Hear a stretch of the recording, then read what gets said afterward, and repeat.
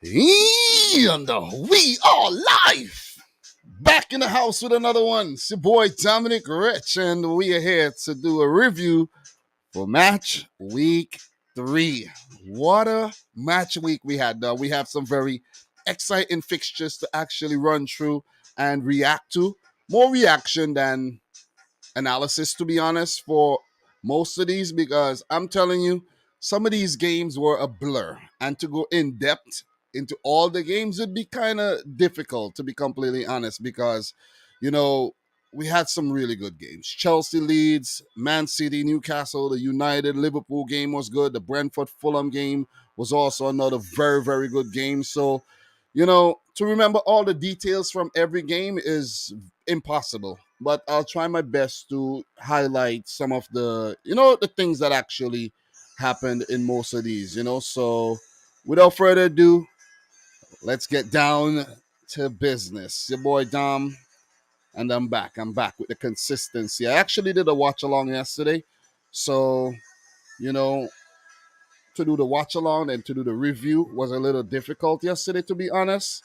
So I kind of put it off for today when I'm energized, when I've spent some time with the family and all that kind of stuff. And, you know, when most of you guys are actually up and about as well, because, here in America, to do the live streams late at night, most of the people in Europe are actually sleeping, and I kind of, you know, lose that audience. So Paloma is saying, damn, nostalgic morning streams. Yeah, a fire. Yeah, man. I used to do these streams very early in the morning, and I can do them in the morning again.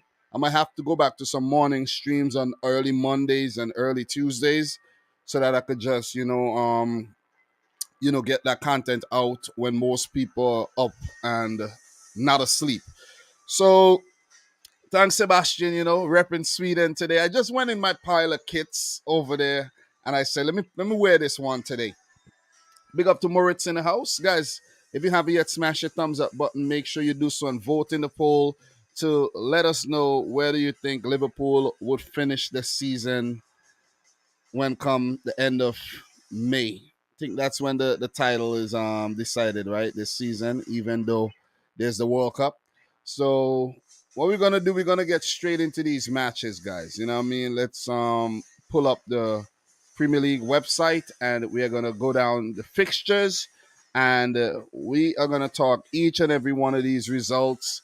And what I'm gonna do, I'm gonna just do some quick research to see if there's any updates on the teams that we're talking about. So let's talk about the first game, man. Let's go all the way back and let's talk about something light to begin with. We don't want to start off too heavy, and I'm saying want to start with something a little light, and then we'll get into the heavier stuff. And when I look at this, it's all big games to me, man. These are all very, very good games, and these are very good games. Let's start with Fulham versus Brentford, that West London derby. That was very, very entertaining, man. Very, very good game. Bobby Reed scored early, just after kickoff, about 45 seconds. Very scrappy goal, but very good team goal there by Fulham. And they followed it up with a 28-minute goal through new signing João Paulinho. I got to say something really quick about João Paulinho. They got him for about 15 million euros. And I don't know how they managed to get that deal done, but that's a steal, because João Paulinho, formerly of Sporting, is a player that I really admired. And to be honest, he could have played for a Champions League team. But what I realize is that the fact that João Paulinho is playing for Fulham is that if he does well, then the top 6 teams are then going to be like, oh, okay. Now we're identifying a very good defensive midfielder that we can sign. You see what I mean? So they don't want to really take the gamble on a player, and then when they do sign for a lower table team, a mid-table team, and does well, then is when the bigger teams say, okay, now we've got the proof that this player is very good, and we're gonna splash the cash. And it's kind of unfair to the smaller teams that do the scouting and all of that. But then again, they do get compensated very well. So you could see him coming in for 15 mil and being sold on for 45 to 50. You know what I'm saying? So look out for João Paulinho. He's not young. He's not very, very young. He's about 26, I think. 26, 27-ish. So, let's see how he progresses in the Premier League. But he has definitely hit the ground running, though. Very good header in the 20th minute to give Fulham a 2-0 lead. But you got to give a lot of credit to Brentford for staying in this match. I think they did get a goal disallowed, that Ivan Toney did score a goal, if I can recall. I was actually following this game on something called Goal Zone, where they were showing off 4 matches at the same time. So I did get glimpses of this match, but I did go back and watch the highlight package. That was about almost 20 minutes. No, I think that was about 14 minutes long on NBC. So look, credit to Brentford. I really got to give him a lot of credit here, because they did what they had to do to get back in the game. And they scored 2 goals through. First goal was scored to Norgard. That was a very, very good goal from a set piece and a bullet volley to bring Brentford back into the game in the derby. And then Ivan Toney in the 71st minute. And his celebration mimicking Alexander Mitrovic was, a bit, ironic that they went on to lose the game in the end through a Mitrovic goal that was scored in the 90th minute from a brilliant header, a recycled ball put back into the box by Newman, Kevin Mbabu, and Mitrovic with the leaping header to beat the goalkeeper Raya. And Fulham with a well-deserved win, I gotta say. And I do feel good that I predicted Fulham to stay up. And they haven't let me down so far. I gotta give him a lot of props here, man. They really haven't let me down so far, man. So that's a good win for Marco Silva and his boys. And when you think about Marco Silva, you could see that Marco Silva is a very, very good manager. And I'm glad that he made some very solid signings, and they've started the season well. And it's gonna be interesting to see how they actually, progress moving forward when, they have more difficult fixtures, you know what I mean? But to win this derby was very, very important for Fulham. Big 3 points. And look, that's a great start to the season. That is a humongous start to the season for Fulham. And when you look at the table, they're 7th with 5 points, 1 win and 2 draws. So they're unbeaten. And when you think Fulham, they usually don't start the season very, very well. And this would be the boost that they need. And all they need to do is to keep that momentum going. As for Brentford, look, it's a little setback, but this do still have 4 points. I did predict Brentford to get relegated this season. They might not get relegated, but let's see how that one goes. But for Fulham, I think they're going to stay up. Something that we could take a brief look at before we do move on from this fixture is the lineups, right? Bert Leno put into the number 1 spot. I think he was signed as a number 1 goalkeeper, and Marek Rodak was actually, relegated to number 2. And the move paid off because they went on to win the game. You got to give them a lot of credit there. It's always nice to see the 2 Americans, Tim Ream and Anthony Robinson, in the 11 there. And for Tim Ream, I don't know if he'll be in the World Cup squad, but if he does have a good season up until the World Cup for Fulham, I think he might just make the cut. Robinson will be in the squad, once he's fit. You go into the midfield there. Jay Stanfield. This is a youngster that was actually put into the 11 in place of Niskens Kibano, who suffered a bit of injury there. And you can see João Paulinho, the creativity of Andreas Pereira, the determination of Bobby Reed, and the steel of a player like Harrison Reed in the midfield. Fulham looks good. Alexander Mitrovic up top. You have options like Shane Duffy and Babu. And Babu is a quality player, Swiss national team player. He's a quality right back. And, he'll be in the team sooner rather than later.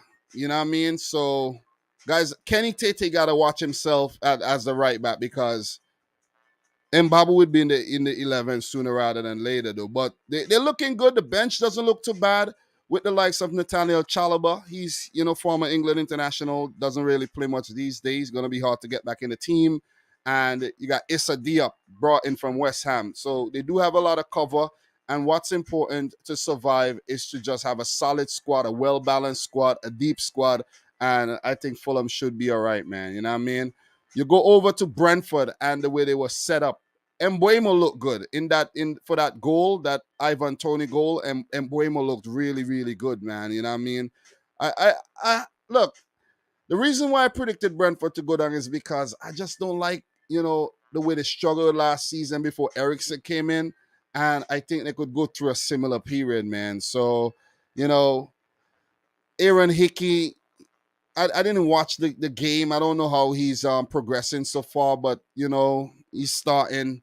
But it was an indifferent game for Brentford. They almost bounced back like they did against Leicester, but in the end, Fulham held on to the 3 points. So hard luck to Thomas Frank, who who tactical abilities is showing, making these substitutions and making things happen. But in the end, Mitrovic had the last laugh, and he's actually closing in on 100 Fulham goals, I think, if I'm not mistaken.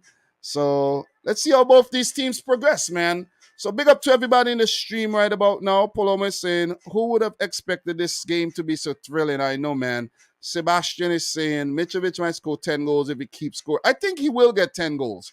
I think he will get 10 goals this season. I definitely think he will. Who else we got in the house here? Guys, don't be afraid to drop a comment. Don't be afraid to go in the poll and leave your vote. We got 11 votes where you think Liverpool would end the season. And as the stream progresses, I'll change up the poll, you know what I mean, when it gets a little stale. So what I'm going to do, I'm going to see if I have any updates on both Fulham and Brentford for you in terms of any transfers and all that stuff. We will touch that again when we do the preview. So I just want to see if we have anything that I actually missed. You know what I'm saying? So look, there's some news here that Fulham still in talks with Brighton and Neil Maupay's representatives over £15 million deal. Talks ongoing between Fulham and Roma to finalize a loan plus option for forward Justin Clivert. Roma want option to become obligation depending on player performance and Fulham staying up. The thing is, I think Neil Maupay is actually going to Nottingham Forest. I thought that deal was done.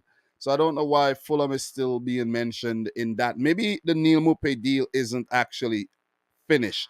Another update. Middlesbrough signed Rodrigo Muniz on loan from Fulham. He's a Brazilian forward, a young forward, and he's not going to feature into Marco Silva plans for the Premier League. So he's sent out on loan to Middlesbrough to actually develop. There's also some updates here, guys. West Ham, Fulham, and Bournemouth are all interested in signing Ainsley Maitland-Niles, and Arsenal want to sell him permanently. So let's see what happens with Ainsley Maitland-Niles. I feel bad for the young man, because his career is just not progressing at all. So there's more news. Fulham target PSG's Kozawa in late transfer push amid Neil Maupay battle. I think there's a battle between Forest and Fulham for Maupay. Let's see who gets him. And let me see. Fulham join race for Josh Bowler as Nottingham Forest prepare 7-figure bid. So I don't know who Josh Bowler is. He's probably let me see who Josh Bowler is. And Josh Bowler is actually playing for Blackpool. So Fulham have joined the race for Blackpool winger Josh Bowler, as per Patreon report from German journalist Alan Nixon. He's 23-year-old, and he's attracted a lot of interest from high division clubs during this summer already, and has started a new second-tier campaign in strong form. So these are just some updates for you guys that I'm, hitting you with. I will touch on these again when I do the preview, and we'll get deeper into that. So we have some time today to delve a little bit deeper into each and every fixture. This is a discussion. This is a live stream.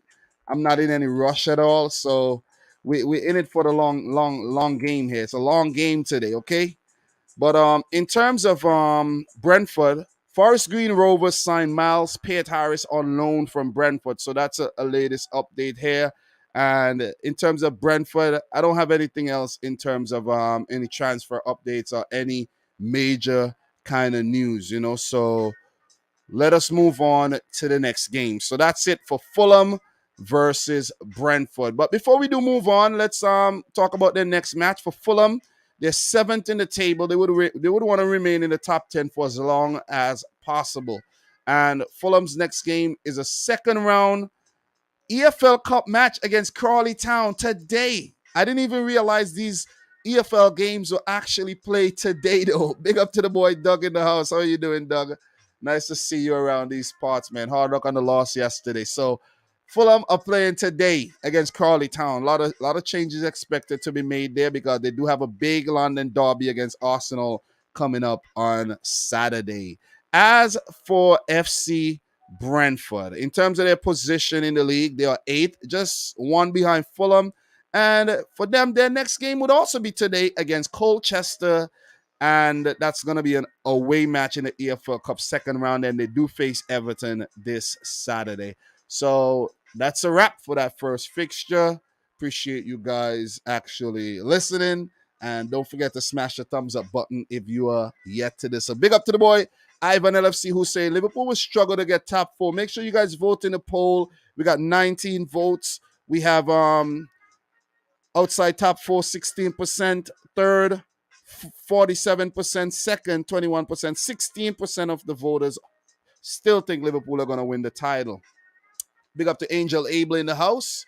Nice to see you in here. Claude Murphy. The problem with Fulham, they always give up a lead. Well, let's see, what they do this season, though. Let's see. Big up to the awesome BLE. Mitrovic will score 10 to 12 goals. I think he could score up to 15 goals this season once he plays, though. Once he plays. So let's keep an eye on Mitrovic. Big up to Bambi Rosie, who's saying, let's not lose hope, Red. Still early season. We move. Okay, nice little motivation there as we move on to the next fixture.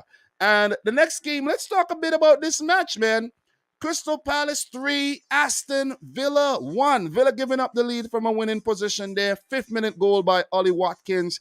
Brilliant assist by Leon Bailey and well finished by Ollie Watkins. But 2 minutes later, Wilfried Zaha scored a breakaway goal, a little controversial goal where Crystal Palace went from defense to attack in a blink of an eye, and Zaha broke away and scored. Brilliant finish at the far post there to beat Emi Martinez. He then scored again in the 58th minute. That was a saved penalty and the rebound put in by Zaha. And Jean-Philippe Mateta off the bench with a brilliant team goal, man. Tyreek Mitchell has a bright future. Let me say that one time.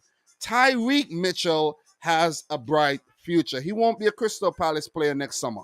Mark my words. Mark my words. Tyreek Mitchell is the real deal. And what he did against Salah last week, oh, man, is just testament to that. And his 1-2 and the run and the cross into the box. And, what a damn goal by Jean-Philippe Mateta off the bench to give Crystal Palace a 2-goal advantage there. Brilliant win by Patrick Vieira and his boys after that 1-1 draw against Liverpool, man. Consistency there shown by Crystal Palace. They could be a very, very dangerous team this season. And bigger teams gotta, be very, very careful. Ask Liverpool if you don't believe me of this Crystal Palace team.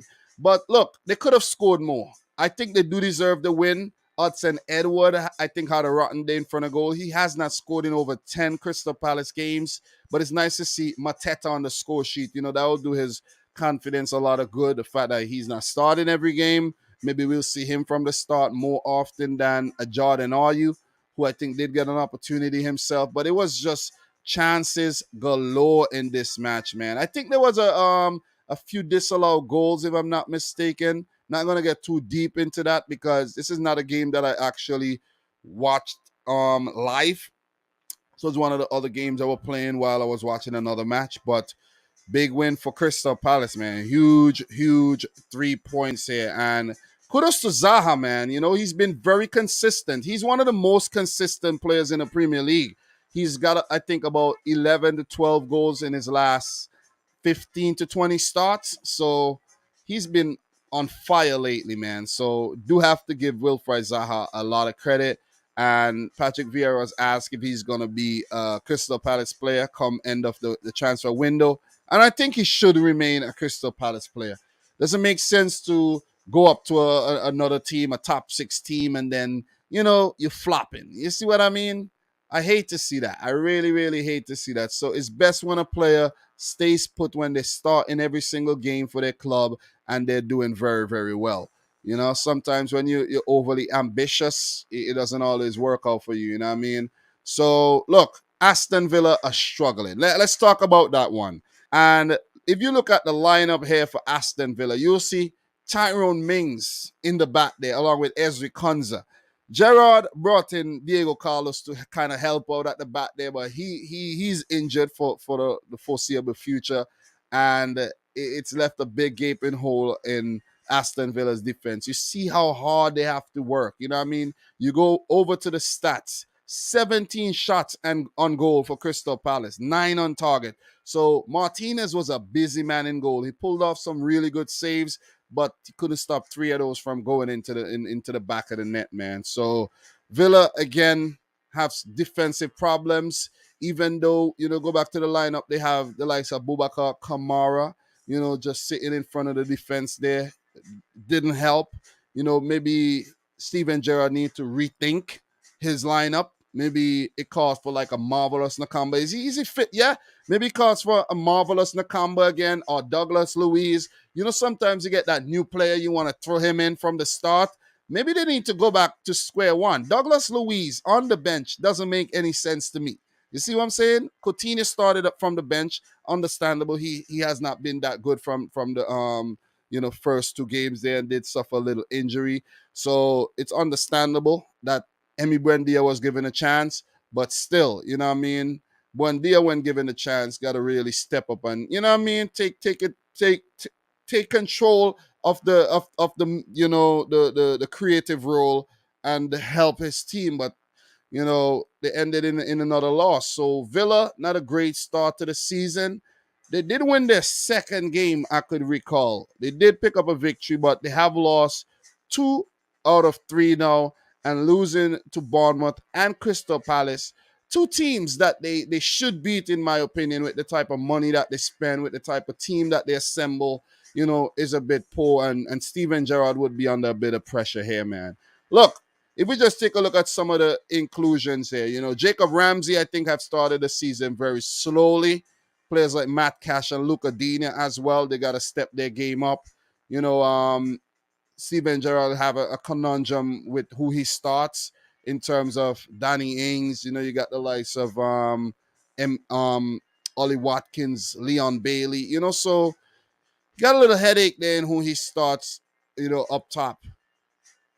Some news. Bertrand Traore has joined Istanbul Basaksehir here. I was just thinking about the 11 and the forward and everything, and I just remember that. I'll touch on that at the back end of this little analysis as well. Look, we look at the Crystal Palace team, man. They have a lot of firepower off the bench. Olise, Jean-Philippe Mateta. If you need some defensive cover, you got the likes of Chris Richards, Klein. I like that he didn't start Klein in this game because Klein's been, having a very good run in the team, but you can't overdo it because you know how injury prone he could be. And giving him a rest, doing a little rotation there, it can't hurt. It really, really can't hurt. So I think Joel Ward started at right back there, along with Guehi, Anderson, Mitchell. So not bad at all. Not bad. Eze, he had a great game against Liverpool and another good one there against Aston Villa. Schlupp did score a goal that was chalked off, so he's been very good as well. Czech Dukorit looks like a really, really good signing. And another thing, when we talk about Czech Dukorit, something that I'm glad that I remember to mention is that they actually moved on Checo Kuyate and brought in Czech Dukorit in the midfield, which means you could see that Crystal Palace refreshing their team. You see what I mean? It just keeps refreshing their team. And talk about refresh, I did run across something on Reddit about the Liverpool 11 yesterday. And the difference between 111 from 2018 and the 11 from 2022 was Sadio Mane and Gini Wijnaldum, which is absolutely crazy when you think about it. You know what I'm saying? So hint, hint, hint, hint, okay? Got to keep refreshing that team, man. Definitely got to keep refreshing the team. So, look, Crystal Palace would be all right, I think. I don't have anything to worry about when it comes to Crystal Palace in terms of them, surviving. They don't have to worry about relegation, in my opinion, because they're a very well put together team. And all credit, man, all credit goes out to Patrick Vieira. You know what I'm saying? Patrick Vieira representing all day, every day. So, look, in terms of some updates for these teams, man, in terms of some updates, let's just see if there's any transfer links to Crystal Palace. Let me see what we got here. And then we're going to talk a bit about Aston Villa, who might sign a new centre back in place of Diego Carlos. So Crystal Palace interested in Boubakary Soumare. Leicester open to offers for the 23-year-old who hasn't featured at all this season. He was a 17 million signing from Lille last summer and last month was keen on a move back to France with Monaco, but the initial bid was rejected. So keep an eye on that. Crystal Palace is a team that signs a lot of, players of African origin, if you don't realize. And, Patrick Vieira himself being a former player and manager of African origin, is understandable. But it's a good mixture. It's a good mixture in the team, but still, it's not a good mixture in the team, guys. It is not a good. I'm lying. I'm lying. I am absolutely lying there because 8 out of 11 players on the Crystal Palace team of African origin there in the starting 11. You know what I'm saying? Not a very good mixture at all. I'm dead lying when it comes to that one. So I don't know what Vieira is trying to do here, but this team is very black. Oh my God. Anyways, man. Anyways, I don't know if many people notice that, but it is though. Let's not talk too much race and all that kind of stuff. But it's lighthearted stuff, anyways. But still, Crystal Palace. I see what you're doing there, Vieira. I see what you're doing. Okay, you know what I mean. Not gonna fly under the radar here. I see what you're doing.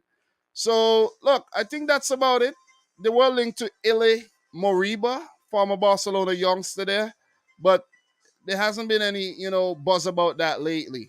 So in terms of Aston Villa there, let me see what we got on Aston Villa. Aston Villa. Okay, so it's nice that I'm giving you guys a little updates, right? Well, let me know how you liking that. So Aston Villa are slated to sign 25, well, Ishmael Assar for 25 million pounds from Watford. I did talk about that one, I think, in the last preview. So they just waiting to iron out the final chinks of that transfer. And, that will be done. Ishmael Assar. And that's going to be maybe a Bertrand Traore replacement, which is understandable. They haven't really replaced players like Trezeguet as well. You know what I mean? So, Villa doing the damn thing when it comes to signings, but are these signings going to actually work? Are Gerrard going to actually know how to use these signings? It's just left to be seen. So, Saw is definitely a good addition to any attack. So that's it for the Aston Villa Crystal Palace match in terms of who they play next. For Crystal Palace, who are ninth, they got 4 points so far this season, a win and a draw. Their next game will be today against Oxford United in the Carabao Cup second round. I wish I could have done like a Carabao Cup watch along, like a multi-stream watch along, tune into a couple of the matches but I got things to do, man. I really got things to do. You know what I mean? I can't be putting all this time into YouTube and, you know what I mean? I have other things to do. You see what I'm saying? I really can't. I really, really can't. And after that, the next game on the weekend will be away to Manchester City. That's going to be a huge game. And it's not the best time to play City when they're needing to bounce back after that draw against Newcastle United. But it's still going to be a very, very tricky fixture for both Manchester City and Crystal Palace. Got to give respect to Palace, you know what I mean? Not because City are defending champions and I'm a City fan, I'm going to be like, yeah, we're going to smash Crystal Palace to pieces. It's not going to be that easy at all. And, you got to learn. Definitely got to learn. Aston Villa, who are 13th with a paltry 3 points from their first 9 available. Their next game will be today against Bolton Wanderers in the EFL Cup. And then they do face West Ham on Sunday in the Claret and Blue Derby. All right, so that'll be it for that one, guys. we are going to take a move on. But before we do, let me see what you guys are actually saying in the chat. Big up to everybody in the stream right now. Guys, make sure you like the video. We got over 50 people in here. So if we could get as close as 50 likes in here right about now, I'll definitely appreciate that, man. So big up to Queens City Soccer Report, who says thoughts on Nick Pope as Newcastle keeper. Keep up the great content. Look, Queen City, I'm going to give you an assignment to do. Go and check out the reaction that I did on the Newcastle Man City game. Check that one out and you'll hear exactly what I think about Nick Pope. All right? Because we're not there yet. We'll talk about that when we get there. All right? Awesome Bailey, big Inter fan, man. Congrats on the win on the weekend. I did tune into the back end of that game. Inter looking good. Squad very deep. Jekyll, coming off the bench of school there. Joaquin Correa, you know what I mean? Who else you got there? Skriniar. Team looked good, man. Lukaku, Lautaro. The team looked good. That was a good goal scored by Lautaro, though. That was a very, very good goal. So, Bambi Rosie saying Africa got talents indeed. Big up to the boy AD744. Palomo, nice to see Bailey getting some goal contribution. Definitely. Ivan is saying Zaha should stick to Palace at this point. So, Dom, you forgot to put the word City in your title. Did I? Did I? No. Oh, yeah. Man drop points. I actually meant to say City drop points, and not man. So I don't know how that one actually popped up like that. But thank you very much for that, though. You guys are the best. And I'm going to actually change that up right now. Let me see. City. I actually meant to say City. I don't know why I put man. That's kind of weird that I put man, right? So let me see. Let me just make the changes. Um, yeah, I don't know why I put man though. I really don't know why I put man. So City drop points and save. All right. Yeah, I can't save it. Yeah, I can't change it now. I can't. The live stream has already started, so I can't change it. I actually thought I could have changed it live, but I can't change it though. So, I'm gonna have to rectify that when the stream is done. I don't know if I could actually go into the back end of YouTube and change that. Let me see if I could do that. But I tried changing it on StreamYard, but it didn't reflect. So let me see if it changes on YouTube. Let me see. Let me just see that really quick. Yeah, but appreciate that for pointing that out. Let's see what we got. Yeah, my internet is kind of acting up there too. All right, yeah. All right. We're gonna change that up. We're gonna definitely change that. All right. So yeah, I've changed it. Let me refresh and see if it reflected the change. Yeah, it did. It did. It reflected it without me even doing a refresh or anything. So I changed it, but I couldn't do it from StreamYard. I did it from YouTube. So thank you very much there. So look, Lula is clicking again. Yeah, he's back where he wants to be, man. Definitely. So what else we got here in terms of comments? Sebastian. Villa has not been playing good for the first three games. The next game for Palace, they could do something because Palace, when they play versus City away, is always give you guys huge problems like last season. I know that's what I know that's what you want, but that's not what might actually happen. I know that is what you want. Let's say, come out, Sebastian. Just come out. You know what I mean? Take off the freaking the mask and say, hey, I'm a Man City hater, and I want y'all to lose every single game. Come on, man. Come on, stop lying. Guys, don't forget to like the video. We got 21 likes. I think you guys could do a lot better than that. We got over 50 people in here, and you guys could do a lot better than that. Okay, make sure you vote in the poll. That's live right now. We got 47 votes, and 11% think that Liverpool are still going to win the title. All right. With that being said, let's move on to the third match. We're not doing very well in terms of time, but time, we'll eat these games up as we go along. Let's talk about Everton 1, Nottingham Forest 1. I'm absolutely happy for Everton and Lampard especially because they did deserve something from this game. Seriously. They really, really did. And, it was unlucky that they conceded that goal in the 81st minute. And they did manage to peg one back 8 minutes later. So Brennan Johnson with the goal in the 81st. Kudos to him for scoring there. And 88-minute Demari Gray. But you see, Dean Henderson giving the man of the match there. He was very, very good in the game. Pulled off some huge saves. And, respect to Dean Henderson not given the opportunity at United and trying his thing. He should have never left Sheffield, though. Should have never, ever left Sheffield United. So, look, we go to the lineups really, really quick. 1-1, 1-1, but let's just dissect this game a little bit more. We check the Steve Cook getting a start here for Forest, and this is in place of Niakate, who did pick up an injury and will be out for a long-term period. So that's very, very sad that Niakate, who was just brought in from Mainz, I think, is on the sidelines so early in the season, man. I don't know if it's the Premier League is proven to be a bit too, rigorous for some of these players, but it's just sad, man. I also saw that Orel Mangala picked up an injury as well. So hope these players are fine. And, but I think Nick Niakate will be out for a long time. But hopefully for Mangala, who I think also came in from the Bundesliga, I think he came in from Stuttgart. Hope he's fine for the foreseeable future as well. But look, go back to the 11 here.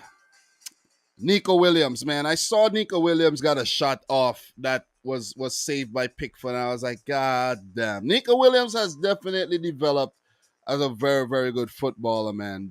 Don't be surprised to see him back at Liverpool in the future. If he continues on this trajectory, Liverpool would definitely sign him up again. And this time to actually play some games. But not many changes there in the Brentford team. Nice to see Brennan Johnson get a goal. He was one of the best players in the championship last season. I think he got second most goals. No, I think maybe he was about third. Solanke was second, Mitrovic was first. But he scored a lot of goals, though. As you guys could see there, Morgan Gibbs-White, new player, just signed from Wolves. Some big money, man. Came on in the 61st minute. Wasn't able to help his team win as well. You could see Checo Kuyate as well getting a run out. A lot of new players, man. A lot of new players. They've signed 15 to 20 players already this season. Emmanuel Dennis, Remo Freuler, those players newly signed wasn't used on the day. Look, you go over to the Everton side, I think Amadou Onana has to start. I really think he has to start because Everton does look a better team when Onana is on the field. You got to start integrating players like Ruben Venago. You bought him, start bringing him into the team. And, you could see Rondon got a rare start. I think he did get a chance early on in the game, didn't take it. Anthony Gordon was bright as usual. And we will talk a bit about Anthony Gordon just now. But look, the key to Everton actually surviving the drop this season like they did last year. I think they'll struggle. They'll come in about 15th, 16th, 14th if they're lucky. Is their defense. You see Connor Cody and Tarkowski back there. These players are going to be massive if Everton are to survive. Mason Holgate as well. And when the likes of Ben Godfrey and Yerry Mina get fit again, Michael Keane could also help them. You could see he's not being used, but he's there waiting. Seamus Coleman as well. They do have cover. You see what I'm saying? They do have cover, but the players that they actually want to play from the beginning are all injured. Look, another player that's out that they need fit again is Dominic Calvert-Lewin. They need Calvert-Lewin back in the team, man. And I think Everton would have to make a few more signings before the transfer window close as well, because they're on the cusp of losing Anthony Gordon. I think he might actually go to Chelsea. So that's it for that game. We just take a brief look at the stats. Forest with most of the possession, 14 shots, 5 on target. Everton with 19 shots, 8 on target. So Dean Henderson was indeed a busy man on the day. Indeed, he was. It was a well-balanced game. It is a game that I was watching. You know what I mean? It wasn't the most entertaining of games, but, I still tuned in and took a look at this game. 1-1, Spurs shared. First points picked up this season for Everton. As for Forest, this, is their 4th point. I did predict Forest to survive, and let us see how that one transpires. Look, just so we get the next games out the way, and then we get into the transfers before I forget to let you guys know who they do play next. For Nottingham Forest, who are 10th in the table with 4 points, a win and a draw. The next game will be today against Grimsby Town in the EFL Cup. While for Forest, the next Premier League game will be against Spurs at home on the weekend. So in terms of Everton, who are 17th, just a point below Liverpool, just a place below Liverpool in the table with a similar record, but they only have 1 draw and 2 losses. I don't mean to rub that in, Liverpool fans. Sorry, man. I really don't mean to. Okay? Sorry about that. Everton's next game will be today as well against Fleetwood Town in the EFL Cup. And then they face Brentford on the road in the Premier League. So, in terms of some transfer updates for you guys here for these two teams. So, for Everton, I know it's going to be about Anthony Gordon. But 4 hours ago, we had an update here that understand Everton are preparing to match Newcastle's offer for Watford's forward Joao Pedro. I thought the Joao Pedro deal was actually completed already to Newcastle. I don't know how Everton are actually, coming into the mix. They should have actually gone. When they lost Richarlison, they should have gone in for a player like Joao Pedro like right away. You know what I'm saying? Richarlison came from Watford. He did well for Everton. They should have immediately, that should have sparked in their head like immediately. Hey, man, let's do that. That worked in the past. Let's go back for another Watford player again. You see what I mean? They didn't.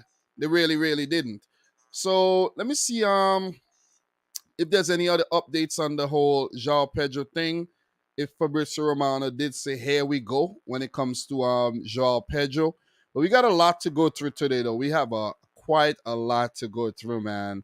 So, yeah, it's been a while since he said anything about Joao Pedro, but he did say something, I think, yesterday about Joao Pedro. But I can't find anything right about now, though. I have to be scrolling through a whole lot of freaking tweets. Okay, so Fabrizio said, Joao Pedro to Newcastle, done deal, and here we go. So, yeah, this Joao Pedro to Everton ain't going. It's not happening. I think that was a Photoshop picture. That might have been a Photoshop picture of him tweeted out there. But he's going to Newcastle. He's not going to Everton. So just forget about that. Everton are interested in a move for Brighton attacker Leandro Trossard. Listen, that's from a day ago. But I'm telling you this. From watching Leandro Trossard, he could play for any one of these big teams, man. I'm telling you. I'll be surprised if Trossard is still a Brighton player next summer or even January. I don't know how he's still at Brighton. I really don't know. He is damn good. I would say I'll sign him at Man City, but I don't think he'll get enough game time at City.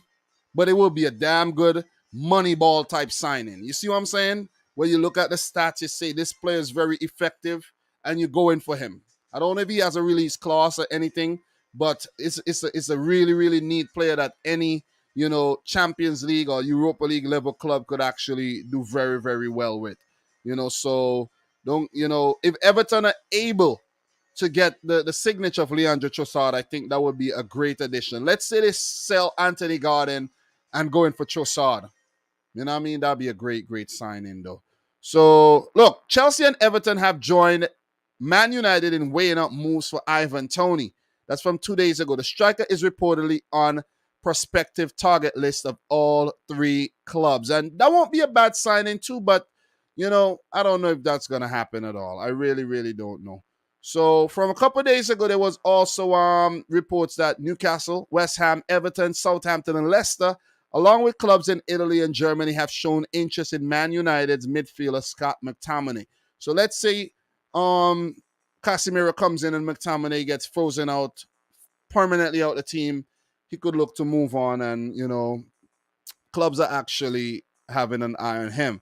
So, look, Everton are set to sign Mohamed Kudus on loan from Ajax with a view to permanent. Ghana International 22 is an attacking midfielder. So, I did run across that one, but I did see reports from Ajax that they're not going to sell the player or something like that. But Fabrizio Romano did report on this 4 days ago. So let us see if any one of these deals would actually happen. And another deal that we got to talk about that I haven't seen any updates on here. I think if you search about Chelsea, you most see that update is Anthony Gordon and the fact that he could be leaving Everton. So let's talk about Anthony Gordon a little. So update from about, let me see, 8 hours ago from Sky Sports.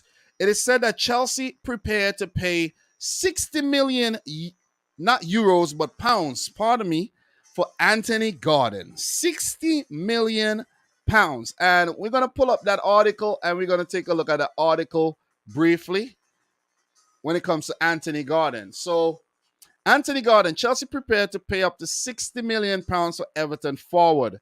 Chelsea had an initial bid of around £40 to £45 million turned down by Everton earlier this month, but the club are prepared the club is prepared to increase the offer to £60 million.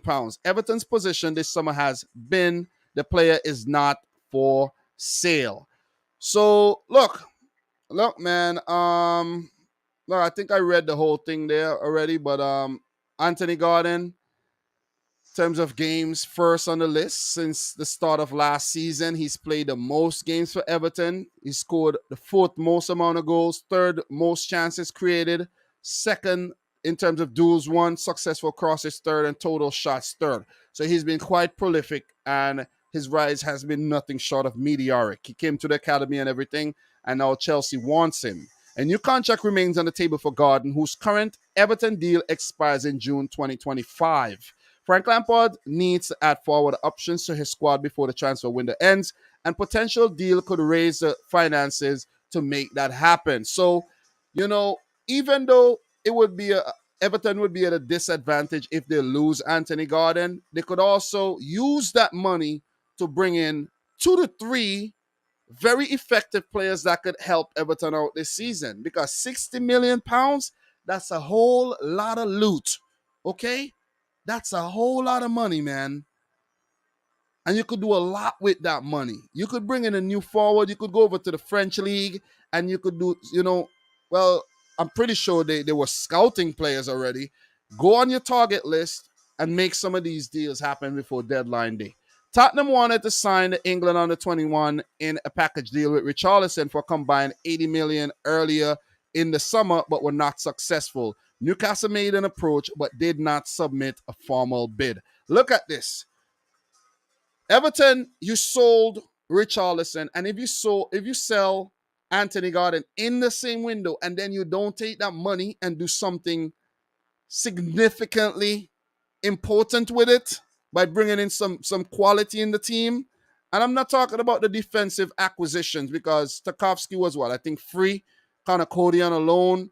I'm talking about some quality forwards that's actually going to help bring quality into the team, and you don't have to worry anything about relegation. But look, for Anthony Gordon, I don't think he should go to Chelsea. Me personally, if I'm looking at it from an Everton perspective, because he could help Everton. I don't think Everton need the money that much. I think they need the player more. He knows the landscape.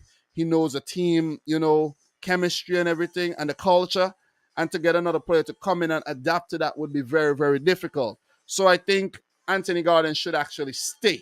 But if you look at it from the player's perspective and his development, if he does go on to Chelsea, he plays Champions League football. He gets a raise in pay, potentially. You see what I mean?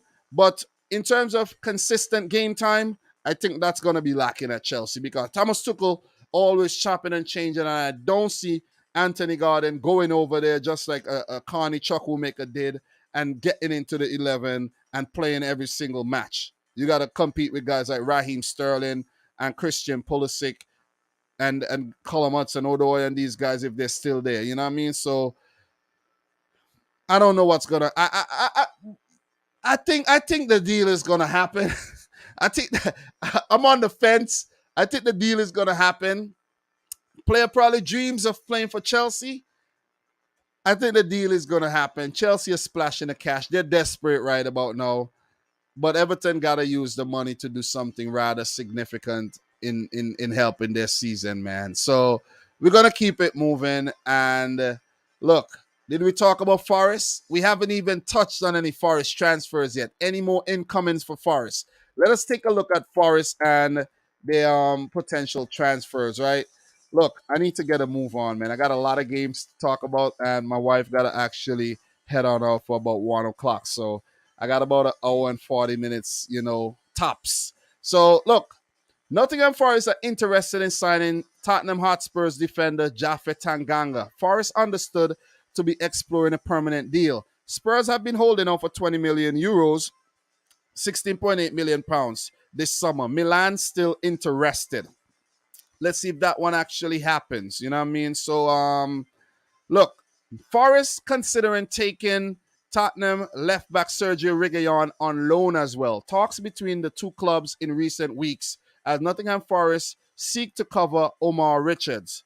Tottenham want full salary covered if 25-year-old goes. He's approaching match fitness as well. So let us see if that one actually goes. Also, another one. Forest in for Wolves' Willy Bali after Steve Cooper confirms Niakate out for months with hamstring injury. And I think we'll leave it right about there. Forest are looking to bolster their squad even more in a quest to stay up after 20, how many years? A 25-year, 24-year absence from the league. I think 23 absence from the league. Guys, let's move on, man. Let's move on. But before we do, big up to everybody in the stream right about now. Make sure you guys smash up the thumbs up button. We do have 25 likes. Guys, you could do better than that. Let's get the likes up to closer to 50, man. You guys could do better than that. If you're watching a replay, make sure you smash the thumbs up button as well. Big up to Very Lame Pitcher in the house. Do y'all think buying up PSG would win every league game this season? Nah, I don't think so. I don't think so. Anthony Gordon will be Toffee Legends. Nah, I don't think so. I think he's leaving. He's leaving. You know what I'm saying? He's leaving. I think he is. So let me see. Palomo in the house. Still BLE. Awesome BLE. Forest are staying up. I do believe they are staying up, but I was kind of skeptical after the blitz of signings that they were actually making. So yeah. So big up to everybody communicating in the chat. Everybody leaving comments. Everybody who have liked the video so far. We got 63 votes in the poll. Whenever this poll hit 100 votes, we'll change it up to another poll. So we got to keep it moving, man. 52 minutes. I've talked about only a handful of games, and we could do a lot better than that when it comes to games. Let's move on to Leicester versus Southampton. We're not going to stay super long on that. We'll touch on the main things that we need to touch on, and then we will move on. So James Maddison in the 54th minute. Look, listen. I've been kind of pondering whether James Maddison would be a good signing for Manchester City, like next summer. Like looking at a potential future replacement for Kevin De Bruyne, right? Because De Bruyne, I think, is 31 these days. He's getting up there. James Maddison is still only 25. Will be 26 just, when the World Cup starts this year. That's not bad, right? If we move on a James Maddison early before another team pick him up, a Newcastle, he's been linked to Newcastle. That could be a game-changing move, right? Get him before Newcastle does, because Newcastle, I believe, will win a league title within the next 7 years if they continue on this trajectory. James Maddison has been prolific. He's been involved in 3 goals so far this season, 2 goals and an assist. And if we go back to last season, the back in the last season, he was doing quite well. In 174 games for Leicester in all competitions, he has 47 goals and 33 assists. That's very promising to me. That's promising. So keep an eye on where James Maddison goes. Let me just put it that way. Keep an eye on where he goes. But you got to give credit here to Southampton. Another comeback. Conceded in the 54th minute, and Che Adams in the 68th and the 84th. He could have scored a hat-trick as well. Bella Koch up there with the assist, and Ward-Prowse with the assist in the 84th minute there to give Southampton a well-needed win. You got to give credit to Ralph Hasenhüttl. And this is why I say that. The substitution there by bringing on Che Adams, and this has, look at what Ralph Hasenhüttl has done. The previous game, a few substitutions changed the match as well. And in this game, the same thing. Che Adams off the bench, effective. Taking off Sekumara, who was rewarded a start after the brilliant cameo in the previous draw. The move to bring on Lianco in the 88th minute when you needed to defend a 2-1 lead was another good move as well. You see what I'm saying? I had this game, I think, was playing during the goal zone that I was watching, if I'm not mistaken. But Southampton getting the better of Leicester, who dropped 9 on them a few seasons ago, I think back in 2019, is a big result. And I did predict Southampton to get relegated. It might not happen. If Ralph Hasenhüttl continue to make these genius moves, it might not happen. Shoutouts goes to former City youngster Romeo Lavia, who started all 3 games. You could see how highly Hasenhüttl rates him. You could see how highly City rate him by including, I think, a 40 million euro buyback clause in there as well. So if he goes back to City, we got to fork up over 40 mil. You see what I'm saying? James Ward-Prowse having another good game with that assist. Bella Kochap seems like he could be one for the future. We know Salisu is, could have very, very good games, and he's been very promising. It's weird to see Musa Genipo playing as a left fullback, to be honest, but it shows the versatility of the player. If he doesn't work out as an attacker, put him more as a defensive type, player. You see what I mean? And it's been working out. So kudos to Southampton. As for Leicester, man, they're going through a bit of a rut right now. Big time. And there's even been chirps and rumors that Brendan Rodgers could get the sack. I personally don't think Danny Ward is a good enough goalkeeper. I didn't expect Kasper Schmeichel to leave, but he did. I don't think the defense looks good. And with the whole Fofana and Yuri Tillemans saga that's going on over there, it doesn't help the team at all. It hurts the team way more than, it just hurts the team. It hurts the team.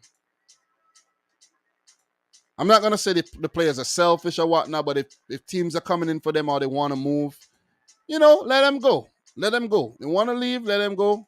Cash in, sign fresh players. That's the best you could do. But this defense needs to be bulked up. And they do have options on the bench, and I don't know why Daniel Amate is being persisted with. And you have Soyuncu and you have Vestergaard on the bench. Both players, Vestergaard and Soyuncu, have not been in good form, but still. I think Ricardo Pereira is a big miss from that team as well. Harvey Barnes coming back from injury. Ayoze Perez getting a rare start, I think, because that's his stats against Southampton is very, very good. Ndidi has been a bit quiet. Jamie Vardy coming off early. I think he recently signed a new contract. Leicester has to sign new players, man. They got to sign new players. Well, Tillemans actually came off the bench, but just to correct myself there, I didn't even realize that he came off the bench. But Fofana, the Fofana saga could be a problem. If they lose Fofana, that could be a problem. But if you look around their team, man, it needs a refresh, man. Albrighton's still playing. Nampolas Mendy is still there. You see what I mean? I think they need a better goalkeeper, and they need to just sign some new quality players. There's positions that they could improve on, in my opinion. Once they lose Fofana, a new defender is definitely needed. That's definitely needed, though. So look, Daka, he was signed last season, but it hasn't really worked out too much because And Sumare, when you think about it, hasn't really worked out. So Leicester going through a bit of a identity crisis. Let's say that. More of an identity crisis right about now. But good win for Southampton. I'm not going to draw this on any longer. Bazunu, big up to Bazunu as well. Former City youngster as well. I want to see him do well. And if you look at the possession, Leicester with 62%. But it was Southampton with 9 shots, 3 on target, coming out victors. Massive 3 points for Hassan Hooter and his boys to take their tally up to 4. They do have 4 points with on 11th right about now. So they got to just keep picking these points up. Just keep picking up these points and they'll be all right. In terms of the next game, they would actually play today against Cambridge United in the EFL Cup. And on the weekend against a resurgent Manchester United. As for Leicester, you got to go down to 19th in the table where they only have a solitary point. And their match today would be against Stockport in the EFL Cup. Then they face Chelsea on the weekend. Then they got Manchester United. It could get very, very ugly for Leicester. Or they are a team capable of beating both United and Chelsea, but they're not in very good form right now, and they could. Brendan Rodgers could get the sack very soon. Sometimes when these rumors, well, I should say most of the time when you hear these rumors, they're true. They're true. They just don't. Rumors just don't come out like that. They just and if you look at the teams that they play next, it ain't looking good for Rodgers. It ain't looking good for Leicester at all.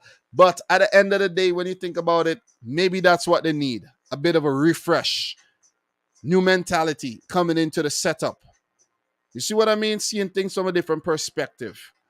So let's keep an eye on that whole Brendan Rodgers story there. So in terms of any updates here, in terms of transfers, let's take a look at Leicester and see if we have anything to share with you guys. And let me see what we got here. We definitely will have something. And it is expected that Leicester will drop their price for Tielemans ahead of the last week of the transfer window, with Arsenal the most interested team. The player is calm and knows he is in a strong position to get a move. So keep an eye on the Yuri Tielemans situation and him possibly moving to the Gunners. So Crystal Palace interested in Boubacar Soumare. I did mention that already. So let's see if that one actually happened as well. And coming in from the Athletic, struggling Leicester could soften stance on Fofana move to Chelsea. And that's from 2 days ago. So Fofana wasn't involved in the game against Southampton, and it was said that the player was given the time off so that because he's not fully focused, right? Because he can't concentrate because of that potential move to Chelsea. You know what I mean? Big money move to Chelsea. He's going to be playing Champions League football. He's going to be, you know what I mean, playing with around more quality players and everything, a more prestigious club. And he's just excited about the move. He said that it's his dream move. And Leicester doesn't want to sell him. You could understand Leicester's standpoint, right? They did the hard work. They did the scouting. And then all of a sudden, here comes Chelsea not having defenders and wanting their player. You could understand that, right? And it's kind of unfair to the smaller teams, but it's just part of the game. Leicester now have to take that huge chunk of money and go back out. Go out to France and bring in not one, but 2 of these quality young defenders. You see what I mean? And then you'll be the one that'll be laughing. Because Fofana might go to Chelsea, it might not work out, and then you'll be there with the big fat chunk that you spent on 2 players, maybe for 40 million combined, and you have the rest of the money in the bank to help develop, future players, put into the academy and all of that, or whatever. You see, so you have to look at the silver lining when it comes to a lot of these situations, though, you know what I mean? So, look, that'll be it for Leicester in terms of Southampton. Are there any other players they're interested in? I heard that my boy Doug did tell me that Southampton are interested in signing Mario Balotelli. I don't know how true that one is. I didn't run across anything like that. And yeah, I haven't seen anything.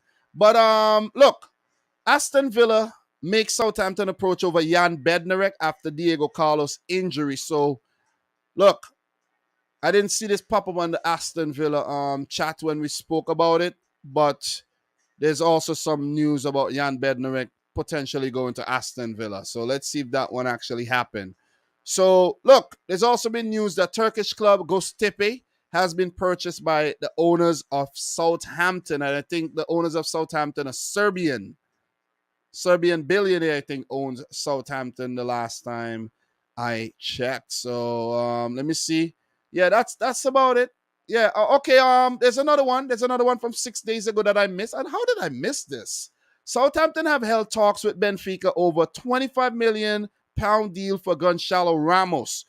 Meeting thought to have been taking place in Denmark ahead of Benfica's Champions League game against Midtjylland last week. So, look, Gonçalo Ramos was linked to Newcastle, but seems that Newcastle have moved on from that and, are going to sign João Pedro. But let us see if Southampton do manage to get Gonçalo Ramos, who's been in fine form for Benfica in the Champions League qualifiers. So, with that being said, guys, we are going to keep it moving. Let's move on to the next game. Let's talk Tottenham 1, Wolves 0. But before we do, big up to everybody watching the stream right about now. We are going to talk about Liverpool, Man United. We're going to talk City, Newcastle. We're going to talk Chelsea, Leeds. We're going to talk Arsenal, Bournemouth as well. We got some big games still left to talk about. And, we got to talk Brighton, West Ham. We're only halfway through. We're not doing well in terms of time at all. We're not doing well. Big up to Mr. Jan in the house. Newcastle on a rise. Big up to you. What else we got? Very lame picture. Maybe Rodgers could replace Stephen G at Villa in a few months. Let us see what happens with that, though. Palomo, Leicester has to take advantage of dominating. Indeed, indeed. So Foxy is dead after selling few star seasons ago. Yeah, they sell their best players. It's hard to, but you can't blame them. It's hard to actually keep hold of your better players, though. It's really, really, really hard. So Mr. Yarn is saying sometimes it's not about possession, it's just about shot accuracy, because at the end of the day, all that matters is a scoreboard. So Sebastian is asking, Dom, are you fine if I join when I talk about Liverpool? Sebastian is a one-man show right now, bro. I appreciate your enthusiasm and all, but I'm doing this by myself right about now. So if you want more, if you want to qualify more, I suggest you start your own channel and show me what you got, bro. Start your own channel if you're so interested in coming on. And I know you go on Mike and other channels and stuff, AD and maybe other channels, but you need to start your own channel and get those credentials up, bro. So let me see what else you guys are saying here. Matata is saying Rodgers will replace Klopp or Gerrard. I don't know about Klopp. Rodgers was at Liverpool before, bro. Don't forget that. Don't forget. So, Angel, Tottenham are not good to watch. They are a good team to watch. What you mean? Tottenham are a very entertaining team to watch these days under Antonio Conte. They are. They are. They could have some games where they allow you to have the ball and all, but they are a good team to watch, I think. And in this game, Tottenham won, Wolverhampton Wanderers 0. This was a very frustrating game to watch, however. But Tottenham, did grow in the game, and when the opportunity presented itself to Harry Kane with Perisic again being the provider, he put it away for the game's only goal. I did tune into this match, but to be honest, this game is a blur to me. I probably need to go back and watch over the highlights again. But this game was indeed a blur. And yet another game where Son Heung-min didn't score. Could see Richarlison coming on for him. Richarlison doesn't look too pleased coming off the bench, but he has to bide his time and be patient, But a player that has definitely hit the ground running is Ivan Perisic, the Croatian international. An assist against Chelsea there for the winning goal. And I think he did pick up the assist for the game, right, against Chelsea. But he was a menace, man. He was a menace when he came on. And once you get Perisic in this team, it's going to be very, very difficult to get him out. I'm telling you this. Unless, there's going to be a little bit of rotation within the setup with Sessegnon going to get a run out, and maybe Reguilon in the future if he's still at the club. Maybe Ben Davies will play a left back position sometimes.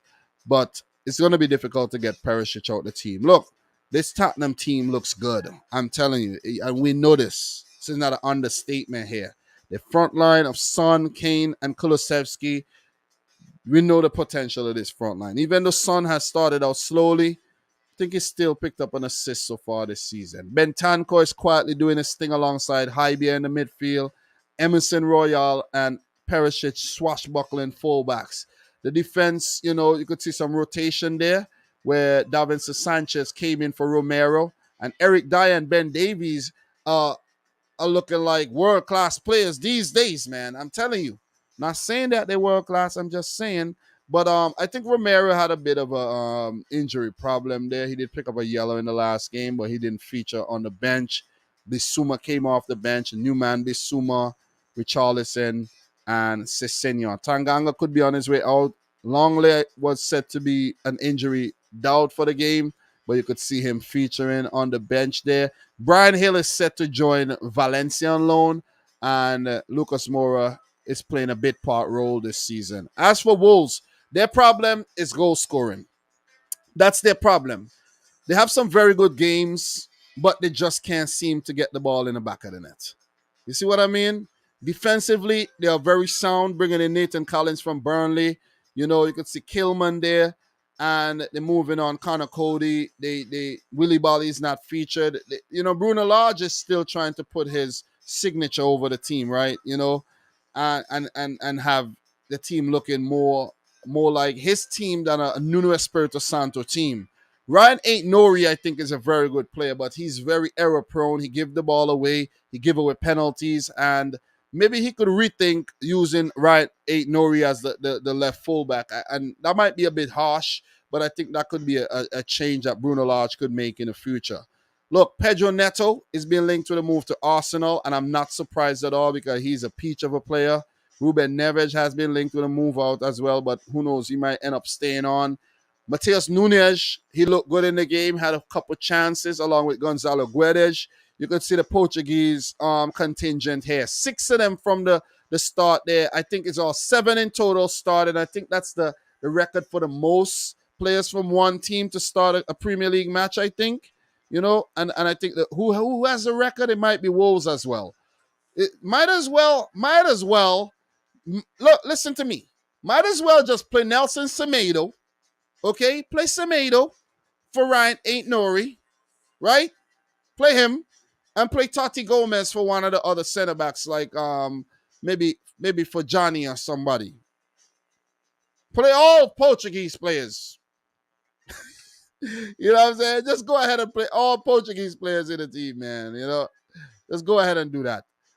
But they're struggling to score. Raul Jimenez did come off the bench for his first run out, 59 minutes. Hwang Hee-chan, Adama Traore, and still they couldn't put the ball in the back of the net, man. So, that's where Wolves are struggling so far this season with their goal scoring. But look, they've signed Guedes.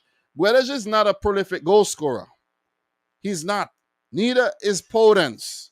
Mateus Nunes is a good addition, but, you're going to wait and see what he does. He's an attacking midfielder. He doesn't score a ton of goals, in my opinion. You see what I'm saying? If they wanted a ton of goals or more of a goal-scoring threat, they should have gone in for Pedro Gonçalves. And who knows? That deal might happen too. You never know before the transfer window is over.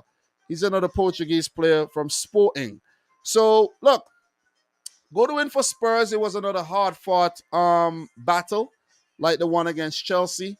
But they've started the season very, very strongly on 7 points, unbeaten so far, just as Arsenal, just as Man City, and I think another unbeaten team on Newcastle United. Brighton might be unbeaten as well this season with 7 points. So another unbeaten team is also Fulham. So not bad at all. Not bad. There's 7 unbeaten teams in the league so far? Not bad at all. Not bad for those teams. And for Spurs to be amongst that, is just showing that they're going to be very, very competitive this season. Kudos to Antonio Conte and his tactics and his strategies. They've been working. And it's nice to see that there's stiff competition this season for the league title. Don't know how long it will be sustained for, but let's see. Look, Wolves are in the relegation zone right now in 18th. 2 losses and 1 draw so far. They have to pick things up. They didn't start too well last season, and they really bounced back to finish strongly at the end of the season. So let's see if they replicate that again. But time waits for no man. They need to get a move on when it comes to that. So look, I'm not gonna linger too much more on this fixture. So for Wolves, they do play today at home against Preston in the EFL Cup. Then they do have Newcastle on the weekend in the Premier League. As for Tottenham, who, well, I did forget to mention Leeds United are also unbeaten. So sorry, Leeds fans. But Tottenham are in fourth right now, 7 points. Their next game will be against Forest. They do not have a second round game in the EFL Cup. They will come into the third round, I think. And they do play Forest in their next game on the road. So let us see how that one works out for Spurs. Most likely another win for Spurs, though. But I don't think they're going to lose a game against Forest right about now. That won't send the right message whatsoever. So, look, in terms of some transfer updates for these teams, let's take a look at Spurs and see if we get anything, you know, anything new. We did talk about Tanganga. We did talk about Reguilon. And, I think that's about it. I don't think we have anything else to add when it comes to Spurs, though. Look, one thing we do have to add is that Tanguy and Ndombele have joined Napoli on loan, right? Napoli had to pay €1 million for the loan fee, and there's been a €30 million option to buy as well. So I think that's the only really new update we do have. And I actually spoke about the other players that's been linked with a move out as well. Also, there's been no updates on Harry Winks and his situation, whether he would remain a Tottenham player at the end of the transfer window. So just looking to make sure I don't miss anything else. We did talk about Brian Hill as well. He could be leaving for Valencia very, very soon. So I think that's about it. That's about it when it comes to Tottenham. They've done a lot of transfer business. I think they've one of the teams that's are high up there in terms of having a very, very good transfer window. As for Wolves, right? As for Wolves, could there be more players coming in? We did talk about Pedro Neto and his potential move to Arsenal, right? For Pedro Neto, interest of other clubs makes Mimo hungry. That's what he said, right? So look, Wolves have been linked, right? I did run into this one on Twitter and I did retweet this one.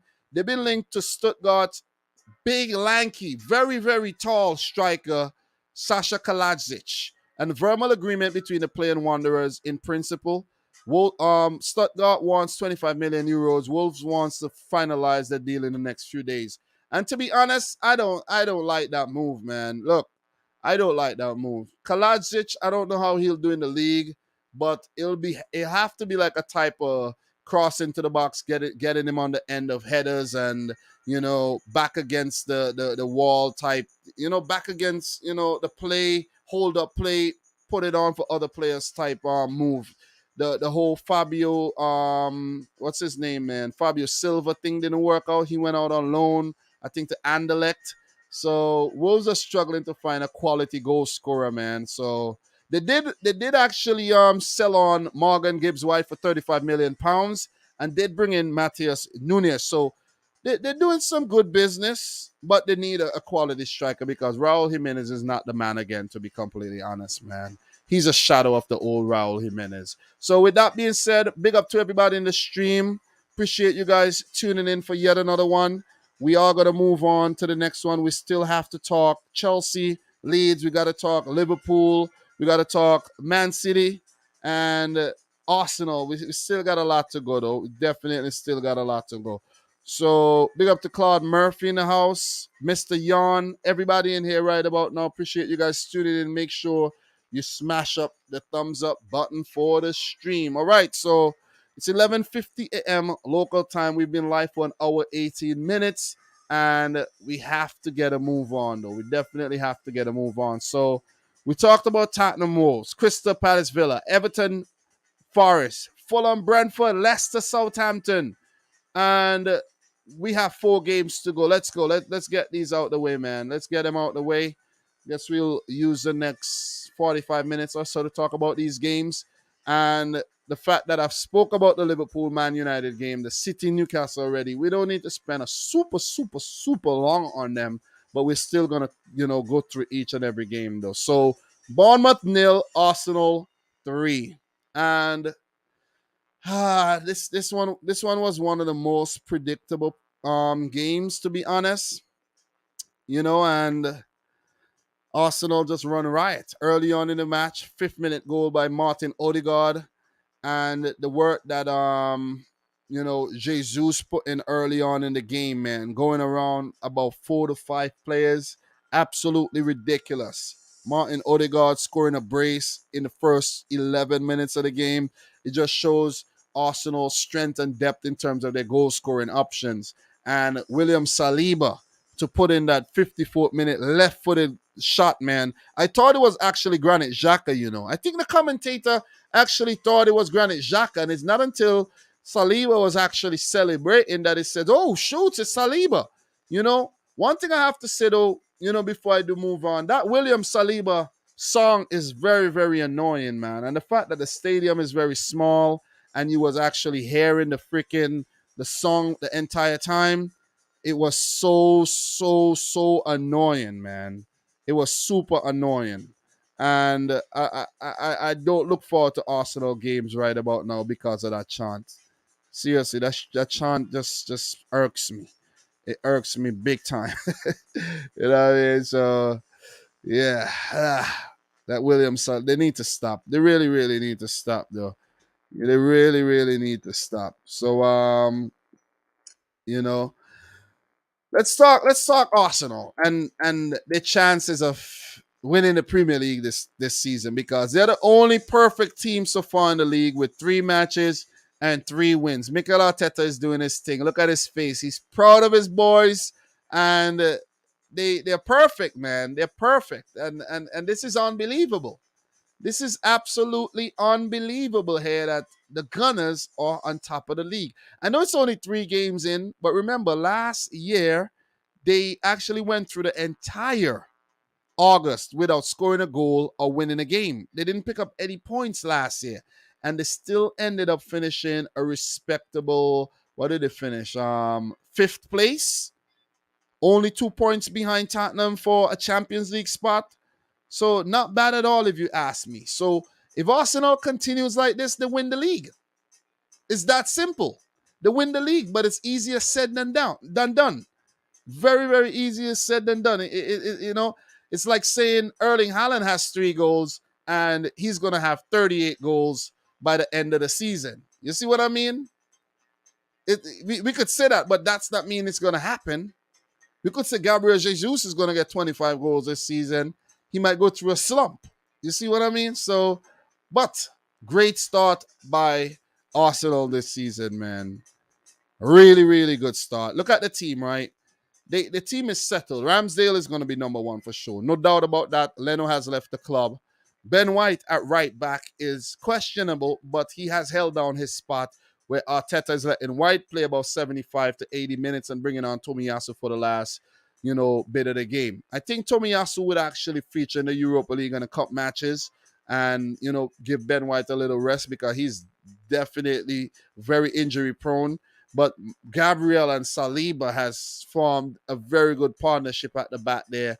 And Zinchenko at left back ahead of Kieran Tierney is another move that, is looking very, very genius by Arteta because Zinchenko is working out, man. Zinchenko looked twice the player he was at Man City. And he did look very good at Man City, though. But he looked really, really good at Arsenal, man. So that's another genius move there by Arteta.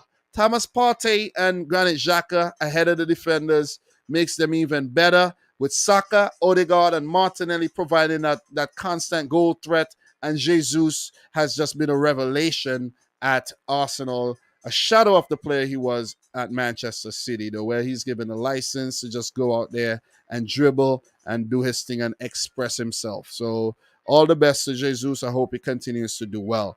So you look out on the bench there, Tierney coming off the bench, Takehiro Tomiyasu, Smith Rowe an option off the benches. You can't go wrong with that. Albert Sambi-Lokanga, linked with a move away from the club. Eddie and Nketiah getting some game time. I like that, that he's getting 15 plus minutes. Cup game, he should start. That odd game, I think Arteta should throw him in. put Jesus out wide sometimes, just to keep the squad chemistry and the unity going, man, and keep the players happy. And at the same time, not weakening the team. We will soon see Fabio Vieira. I think maybe when the cup games come around. And Arsenal would only continue to grow strength by strength, man. Matt Turner should get his Arsenal debut, sooner rather than later, maybe in the Europa League or one of them cup matches. Rob Holding could stay or he could be on his way out to another club. As for Bournemouth, man, look, when are they going to actually say, hey, Neto was brought in from Barcelona. He is a more, established keeper than Mark Travers. Put him into the team. When are we actually going to see that happen? When? Are we going to see that happen? Are we going to see Scott Parker do what Marco Silva did by, let's say, him bringing in Marco Silva, bringing in Neto, and actually saying, Rodak, chill out. I brought in this more quality keeper. We're gonna see that happening. Moves like this gotta be made. You see what I'm saying? If you are to improve and survive the drop. So, some questionable decisions here by Scott Parker so far. But to be fair to them, it was a tough run of fixtures. City, Arsenal, and Liverpool coming up next. You see, so Bournemouth would want to use Liverpool's vulnerability right about now and get something against them. And if that does happen, Liverpool could well kiss winning the league goodbye if that ends up happening. You see what I mean? So I don't know, man. I don't know. I don't know about Bournemouth. You know what I'm saying? I did predict them to get relegated, and it seems like it might actually happen judging from the way they started and the quality of players in the squad. They did bring in Marcos Senesi, but he came off at halftime. I have to look into whether that was an injury or not, but it might have been more tactical to the point where, Scott Parker said, hey, man, we're losing the game already. What am I having this guy on the field for? You see what I'm saying? Why? Why is he still on the field? Take him off, before he gets injured or something. Maybe that was a thinking behind that, but I have to actually see if he was injured when he got taken off. So that wasn't actually an injury. So that was not an injury. That was not an injury. It was just tactical, But I think they're actually missing. I think they're missing Dominic Solanke. Solanke, I think, would add a bit more threat to their attack. And with him out injured, it really doesn't help, man. It really, really doesn't. You know what I'm saying? Their team look light. I just want to say they look light. Options off the bench, light. Jaden Anthony, I like that, he was brought on. He's a prospective player, but they look light, man. You are not going to survive the Premier League with this team. Let me just put it out there. You are not. Something has to be done. Something. And it got to be done within the next, 8 days or so. Signings got to be made. Get some players in on loan, man. You know what I mean? Get some out of favor Premier League players in on loan. You gotta make some kind of move. Do something before something do you. But look, good win for the Gunners. Didn't expect anything, other than an Arsenal win. And they're on the top of the table right now. Perfect 9 points. So in terms of Arsenal, their next game is a London derby against Fulham, a game that they are expected to win, followed by another home game against Aston Villa. So for Bournemouth, they're 15th in the league right now on 3 points. They could probably boast and say they have more points than Liverpool, Everton, or even a Leicester and West Ham right about now. But still, it doesn't really, mean anything. It's still early on in the season. They play Norwich today in the EFL Cup game. And seeing that it's Tuesday, they have a game on Saturday. They would want to stay in the cup. So, but still, at the same time, you don't want to exhaust yourself before you play Liverpool at Anfield, where they are needing to come back from a loss. So it's going to be tricky how Bournemouth approach this Carabao Cup fixture. So in terms of some transfer updates, let me see if Bournemouth are actually linked to bringing in any new players. Let's take a look at that and see if there's any movement coming into Bournemouth. So, as I mentioned, Bournemouth are interested in signing Ainsley Maitland-Niles. I don't think he will actually help them. I really don't think so. So AZ Alkmaar have turned down bids for around 50 million pound euros for Jesper Karlsson from both Celta Vigo and Bournemouth. They don't want to sell. David Brooks have signed a new contract for Bournemouth as well. So let's take a look. Brooks have not been involved. He's another player that could help Bournemouth when he's fit again as well. So let's keep an eye on the whole Davy Brooks situation and his injury problem. But that's about it in terms of them. They have been linked recently to Blackburn striker Ben Brereton Diaz, the Chilean international.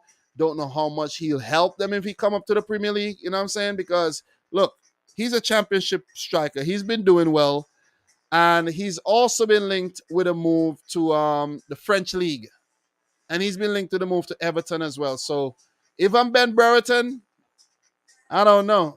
He might actually stay in England, but I think the French league would be a better move for him, though. I think he will be very prolific there, and it will be a lot better for his career. As for Arsenal, we know they're linked to Pedro Neto of Wolves. We know they're linked to Yuri Tillemans as well. Are there any more links to Arsenal right about now? Also, Arsenal, it's been said that Arsenal are also showing up on UEFA's FFP, like what do you call it, financial fair play radar for the transfer business. So Arsenal say they are good when it comes to that, but let us see. Let us see what happens there in terms of that. So let's see if they do get Pedro Neto. Let's see if they get Yuri Tillemans. If they actually manage to acquire these players, oh man, I think Arsenal will be challenging for the title this season. I know it's a bold claim. They started well, but if they bolster their team, they could only get better. Guys, don't forget to smash the thumbs up button for the live stream. Do appreciate everybody who's joined. We got 87 votes in the poll. Where you guys think Liverpool would finish this season? Outside the top four, 29%. Third, 31%. Second, 28%. And guys, 87% of you don't think that Liverpool are winning the title, judging from the way they started this season. 13% still think Liverpool's are going to be champions. So let us move on to the next game, and it's the game between West Ham and Brighton and Hove Albion. But in the meantime, big up to FB7 Games. Big up to the boy Steve in the house. Thank you for coming through, Steve. Bournemouth should look at getting someone like Cole Palmer on loan. No, we don't want to. We want Cole Palmer to stay in the team, though. Steve is also saying, I actually think Bournemouth have enough to survive. It's happened before. That is true, but it's a different league right now, bro. It's a bit more competitive, I think. It's a bit more competitive. I don't see Bournemouth staying up. Sorry. I don't see them staying up. It ain't happening. It ain't happening. So Steve is coming in with some negativity here for Arsenal. He's also saying once Jesus gets hurt or suspended, Arsenal will look a different side. I'm not convinced by them. Ooh. Oh boy. Mr. Yarn. Jesus is so good and seemingly no big ego on him too. He assisted on one of those goals against Bournemouth and as excited as if he scored the goal himself. Indeed, indeed, indeed. Angel, Arsenal are good to watch, Dom. They're offensive minded. Indeed, indeed. Another good comment there. So, big up to Michael Talks Football who's saying Arsenal have been balling. October is going to be a real test. Oh, all right, all right. Let's see if that one actually happening. Let's see if that one is actually going to happen, and Mike coming in with a big claim there about Arsenal. So, let us move on, though. West Ham 0. Brighton and Hove Albion 2. And this is not a great start at all. And that's an understatement, if you ask me, where West Ham have not scored a single goal in the Premier League this season and have lost all 3 matches. It ain't looking good for David Moyes, man. The pressure is piling up. I know he did well. I know they're in the Europa League playoffs and they defeated Viborg last week 3-1 and are in pole position to qualify for the Conference League group stages. But if they don't start picking up points in the league, the sack could be incoming. The sack could be incoming. These Premier League clubs don't play when it comes to sacking their managers, okay? Doesn't matter what you did last season. They don't care. Alexis McAllister from the penalty spot in the 22nd minute. Alexis, look, I got to say this about Bournemouth. Not Bournemouth, Brighton. Both South Coast teams anyways. But they have some players that they are not going to be able to keep a hold of in the future. Adam Webster looked like a player that could stick around. Lewis Dunk was linked to Arsenal before. Veltman is a man that I think could stick around because he's coming in from Ajax where he spent a long time. Solly March is a player I actually used to admire, but I think Brighton need to move on from Solly March. I do think they need. I don't think Solly March has progressed at all. Did show some bright spots in the earlier stages when Brighton got promoted to the league, but he has not improved whatsoever though. Seriously. And I think he should be dropped. I don't think Solly March should be playing ahead of Tariq Lamptey. Put whether Solly March is playing over on the left or whatever, put Lamptey in the team, bro. Seriously. March 7, he's actually playing as a right wing back. Why is that? And where's Lamptey? Lamptey on the bench. I don't get that. I don't get it. I really don't get it. You got to drop him. But they're winning, so it might not actually happen. Alexis McAllister won't be a Brighton player for a very long time. Leandro Trossard as well. Nor would Moses Caicedo. Gross, I see, could stick around until he decides to maybe go back and play in Germany. Lallana stick around. He did his thing at Liverpool and Southampton before, and so will Welbeck, right? These players could stick around and form the core of the team for future seasons to come, but they won't be able to keep a hold on a lot of these players. Players like Estupinian just acquired, but picked up an assist, I think, in this game. No, he didn't. He wasn't credited, but he was really good in the game when he came off the bench. So Estupinian, great signing. Mwepu, he looked good last season, came in from Salzburg. You know, Mupé's on the way. I actually thought the Mupé deal was done already. So I'm surprised to actually see him. And, you know, he I think will move. He I think won't be a Brighton player this season because the amount of chances he missed. I know he scored about 25 to 26 goals, and he's probably Brighton's record scorer in the league, in the Premier League. But look, has not been good enough. Look, I got a special guest coming on for you guys, man. And if you guys could take a guess for who's coming on. Let me see if you guys could guess who's coming on, man. I have a special guest for you. So hit me up in the comments. Let me know who you think is coming on. All right, I'll give you guys a minute. I'll give the guest a minute to smile a bit in the background and see if anybody would actually get him get him correct. Steve is saying Solly March is class, more goals and assists, and he wouldn't look out of place in a top 6 side. I do not agree with you when it comes to that. I don't agree with you. So we have Dane saying Ryan LFC. Nah, you're wrong. Steve, I do agree with that one. Estupinian is definitely class. I do. So Angel is saying West Ham are the worst team to watch in the Premier League now. Burnley have gone. You're talking about this season, right? You're talking about this season, but they're just off to a slow start, man. Come on, let's give West Ham a break. We seem to forget what West Ham did last season, and you know, with picking up big victories against Liverpool, and I can't remember who they beat, everybody who they beat, but they were destroying the big teams last season. So let me bring the guest on so he could finish off this Brighton West Ham game, and then we actually going to get on to the big ones, the Chelsea, Leeds, the City, Newcastle, and the Liverpool, Man United to finish things off today. So Palomo is saying Michael talks football, and Palomo, you are absolutely right. Big up to you, Mike. How are you feeling? Big up, Dom. Been a while, man. Been a while. It's been now a long. You bring me so now you bring me on when Liverpool are doing bad. I see what you're doing. Oh okay. no. I see what you're doing. Nah. You Nah, just big up, popped up bro. in you popped up in the chat, and I say, you know what? It would be a good idea to just have a fresh perspective on. You know what I'm saying? I had about 50 people in here, and it just dropped down because people was probably getting bored of me. So I say, you know what, man? Let me get somebody else to come in to give a fresh perspective, because maybe people saying, "Damn, you're talking a lot of smack about Liverpool right about now," and I don't want to I'll, hear you. I don't want to hear I'll, you I'll right I'll do now. the same thing, Dom. Don't worry. Liverpool deserve no respect at the moment with the way we're playing. But yeah, But yeah, man, Mike, you and I definitely got to link up to do some World Cup content, and you only two guys will more be months see. away. Yep, Two and a half more months. you guys will be seeing a lot of Michael talks football on the channel. For some World Cup discussion and some Premier League and Champions League discussion.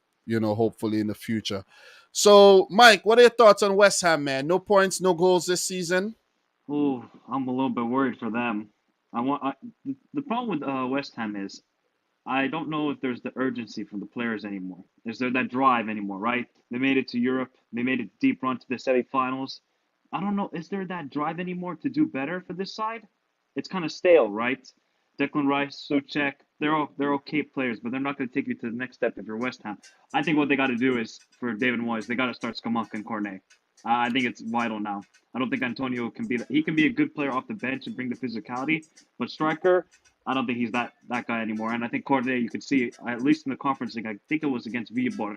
He was electric. So I think David Moyes got to make some changes because this team, they are not playing good at all. And they got booed off at halftime, I believe, at the Olympic Stadium. Yeah, it's a very uncharacteristic start by West Ham, seeing how well they did last season. You know what I Yep. mean? And we know they have a lot of quality in the team, but as you mentioned, they could be a little stale. So what Yep. David Morris could do to refresh things is give the new players the start, bringing in Maxwell Corner with it. He got a lot of electricity on the wings. Skamaka have that goal threat and that feistiness. You know what I mean? you Yep. know just make some changes. Even, who knows, maybe Alphonse Areola from the start, maybe just as a change. Maybe he might not do that, seeing that Areola had that incident against Man City. But the Antonio is struggling. If he's struggling, right, give him some time in the Europa League, in the cups, let him build his confidence back up. You see what I mean? And even Jared Bowen, these guys have not hit the ground running. You could say that luck haven't gone their way as well. With Yeah, especially against Nottingham Yeah, Forest. look, Tilo Kehrer coming into this game as well. Look, and giving away a penalty in his first match. That won't do good for his confidence whatsoever. You know what I mean? So, the What do record you against, huh? What do you make of them signing Emerson Palmieri from Chelsea? Do you think they need Well, another left back instead of Cresswell, or what do you make of that signing? remember Ben Johnson is also a left back too. You know what I mean? That is true. But I think bringing in Palmieri could be a replacement for a player like Ryan Fredericks, who left the club. Yeah. And remember, Issa Diop left the club as well. So Tilo Kehrer and Emerson coming in would provide that cover. And Emerson, knowing the Premier League and him playing around Europe already would definitely be a good addition. So I'm not saying he's the best player, but Emerson, I think, is a decent signing. He could actually work out. Yeah. Plus, they got And to deal with the Conference League again. Well, of course, exactly, if they exactly. go through on Thursday, unless some madness happens in Denmark, Yeah. but they're gonna have to deal with Thursday and Sunday again. So I think David They'll Moyes is prepared for that. yeah, they'll But go their through. Premier League form has not been good whatsoever. Exactly. So look, Brighton, they're a team that started well last season, and it seems like they're doing the same again, man. They have an immaculate record against West Ham, where they have Yep. never lost since they got promoted against the Hammers. So they're continuing that trend by picking up not only like getting a draw, but actually beating West Ham, man. And look, the scouts at Brighton, very good, man. The Tier signings that one. they're making, exactly, bringing in Estupinian, who I think is actually a better left back than Cucurella. It might be a bold statement, but you guys would Ooh. actually see exactly what I'm talking about. You will Yeah, see Estupinian is class. He's such a good left back. exactly. I can't believe You they guys got him. you guys would see what I'm talking about. You see what I'm talking about. And just replacing these players after they make they make these sales. Like, East Bissouma, the whole Cucurella deal. These are some big players that left their club in terms of the way they performed and helped them for the last season. And they replaced them by, snap of a finger and still doing well. So you got to give a lot of credit to I Brighton. mean, Graham Potter's he's just a great manager. And you know what's even more funny, Dom? He didn't even learn how to manage in England. He learned all of it in Sweden with Östersund, from the third Yeah, division all the way to the Europa League with that side. He just knows how to build a side. He has his style of play. He does it doesn't matter if a player leaves, like the two best players last season, they just pick from another league, they put it into their squad, and they still look great. And I mean, exactly. Graham Potter, look, eventually he's going to leave Brighton, and I hope he stays there for a long time, and I hope they can make European football because I think they fully deserve it for the way they're playing and the scouting they do, and also the link up that they have with the Belgian side Royal Union Saint Gilloise because the owner owns the both of the clubs. So they have a Japanese player called Mitomo, and Yeah. he was very good for Royal Union Saint Gilloise. So watch out for him this season. And But now Mitoma, with Esto, Mitoma, Mitoma was there on loan, I think, too, right? yeah. So him Yeah, and Undav, they were both there on loan. Basically, they used that as their sister club. They loaned the player, kind of like City with Troyes and yeah, Girona yeah, and these sort of teams. So watch out for then. I bet Trossard is going to take then Lalana's spot, and then they're going to play Estopinian as the left wing back. I think that's what they're going to do here because Lalana, look, he's old and he can just bring some leadership off the bench. So I like Brighton. It's just a matter of can they keep this up for the whole season because we saw last year they started off great, then they fell yeah. off, picked up some Exactly. form at the end, and had a top 10 finish. So let's see if they can keep it for the whole season up. But look, they had their record finish last season, 51 Hmm. points. Let's see if they could get more points than that. I'm not predicting them to do as great as they did last season, but it's only left to be seen. Look, let me say this right now, man. Let me say this right now. Graham Potter just need to shave his head, and when Pep leaves, if Pep leaves next season, shave his head bald and join Man City, and I'm good. And I'm good. Damn. You know what I'm All saying? right. No, I'll take Graham Potter. I'll seriously take Graham Potter. He's proven himself that he, knows how to handle himself in the league and everything. And, if you give him a budget, like a city budget, God knows Yeah. what he could do, man. You know what I mean? Exactly. So big up to everybody in the house. Dupe, nice seeing you around here. Steve in the house still. Palomo, Sebastian. We have Alista Francis. Everybody in here. Guys, make sure you smash the thumbs up button if you're yet to do that. Mike, thanks for joining me. We're gonna keep it moving. And before we actually do move on, I have this thing that I've been doing by bringing up some transfer news and things, give the people, as much information as possible. Because when you're watching a replay of these reviews, you know what I mean, it's nice to, you ever watch a podcast and you never want it to end? You just Yep. love that it keeps going on and on. So I love giving the people as much information as possible, you know what I mean, so that they could say, oh, okay, if it wasn't for Dom, I would have never known that such and such would have been happening. You understand what I'm saying? Yep. So that's why I tend to give so much information. So Brighton, who are unbeaten this season, they're fifth in terms of their next game. They will play Forest Green Rovers tomorrow in the EFL Cup. Then they take on Leeds United on Saturday in a game I think they could actually win. So their next, let me hear this, right? This is Brighton's next five fixtures: Leeds, Fulham, Leicester, Bournemouth, and Crystal Palace. I could see them getting a lot of points. They can get 3 wins out of those 5. Exactly. But then they do have, the Liverpool and the Tottenhams coming up after that. But that's in October. You know what I mean? So let us see how it works out with Brighton and Hove Albion. As for West Ham United, who needs to get a move on, they're at bottom of the table, -5 goal difference, haven't scored any goals, no points yet. They do play Viborg coming up this Thursday, and they'll need to be very, very careful in the 11 that they put out there because they're coming up against Aston Villa, who needs to bounce back. And then they do have Tottenham, they do have Chelsea, they do have Newcastle. It's going to just get more difficult for Ooh. West Ham. You see what Oh I my mean? God. That is not a good Yeah, schedule for West Ham. They it's got to win getting against Aston Villa. it's getting very, very difficult for them. So, do you think David Moyes would get the sack if they fail to like win any of their first 6, 7 games? I feel like they won't sack him now, but if it's by the World Cup, when the World Cup starts and they're like in the relegation zone, I could see him then getting sacked. I don't think All they should right. pull the trigger this early, but once they get to the World Cup, because then you sack the manager, then you have time to build the squad when they come back to training. At least then. Now I think it would just be a little bit too harsh. Because look what he did last season. Come on, True, Europa League true, true, semifinal and making it to the top seven again. I mean, true, and they backed him with all the money spent. West Ham usually don't spend a lot of money. They spent a lot of money this summer. true. So for West Ham, they signed Emerson Palmieri, as we know, and they've been linked to the move to with Ainsley Maitland-Niles. And there's also been reports that they've submitted a £5 million bid for Flamengo's young midfielder Lazaro, and Flamengo rejected the initial offer and asked for £10 million with a sell-on clause and performance bonuses. So let's see if West Ham would actually get this little Brazilian youngster. I hope they do, because it will be nice to see what a player coming in from the Brazilian league would do in a team like West Ham, right? Getting opportunities in the Conference League and so on and so forth.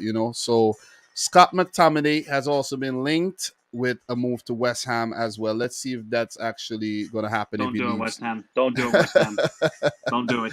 But he did play well against you guys yesterday, I though. don't care, Dom. Anybody can be good against Henderson and Milner. So, look, let's talk a bit about Brighton if we have anything to do with their transfer news. Well, Mupay. What do you think about Neil Mupay and potentially moving to either Fulham or Nottingham Forest? Where do you think he should go? I don't know why those clubs are going for Neil Maupay. What has he shown in the Premier League that deserves to pay 15 million? 15 million for Neil Maupay.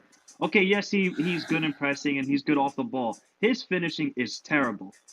Yeah, I Why know. would you pay for that? And Nottingham Forest have gone Emmanuel Dennis, they've gone Taiwo Awani, and they got Brennan Johnson. Why do they need another striker? And then for Fulham, you have Mitrovic. I don't know who the backup striker is, so maybe that's just a cover for Mitrovic. But for Yeah. Nottingham Forest, why would you pay that money? Why? It makes no sense for Nottingham Forest perspective. I guess for Fulham, backup striker, it's good enough. All right. So there's also been some news that Brighton announced that Danny Welbeck have signed a new contract running until 2024. That's good for him, though. Nice, It's good for very, him. very good for him. So Billy Gilmore has been linked with a move to both Everton and Brighton as well. So let's see if that one could actually happen. We spoke about Neil Maupay, and there's also been talks about Everton being linked to Leandro Trossard. I think that would be a great signing for Everton if they do lose Anthony Gordon. 60 million. What is going on in football? 60 million for Anthony Gordon. You gotta be Yeah, crazy, that's a dog. lot of money. Chelsea are Oh, bugging out though. no, Chelsea are they're about going to crazy. they're about to splash almost 150 million pounds on two 20-year-old players for Fana and Garden. Garden is I think 19 still, if I'm not mistaken. Is he 19? I think he might be 20. I'll quickly check though. Yeah, he might. I think he might still be 19. I 21. think he 21. Oh, okay, 21. All right, They're gonna stand spend 300 corrected. million pounds almost this summer, But still, though, still, and and they nobody's still nobody's gonna talk about it. still not Okay, gonna win. Still not gonna win the league. yeah. Still, Well, we'll how are you? discuss about that.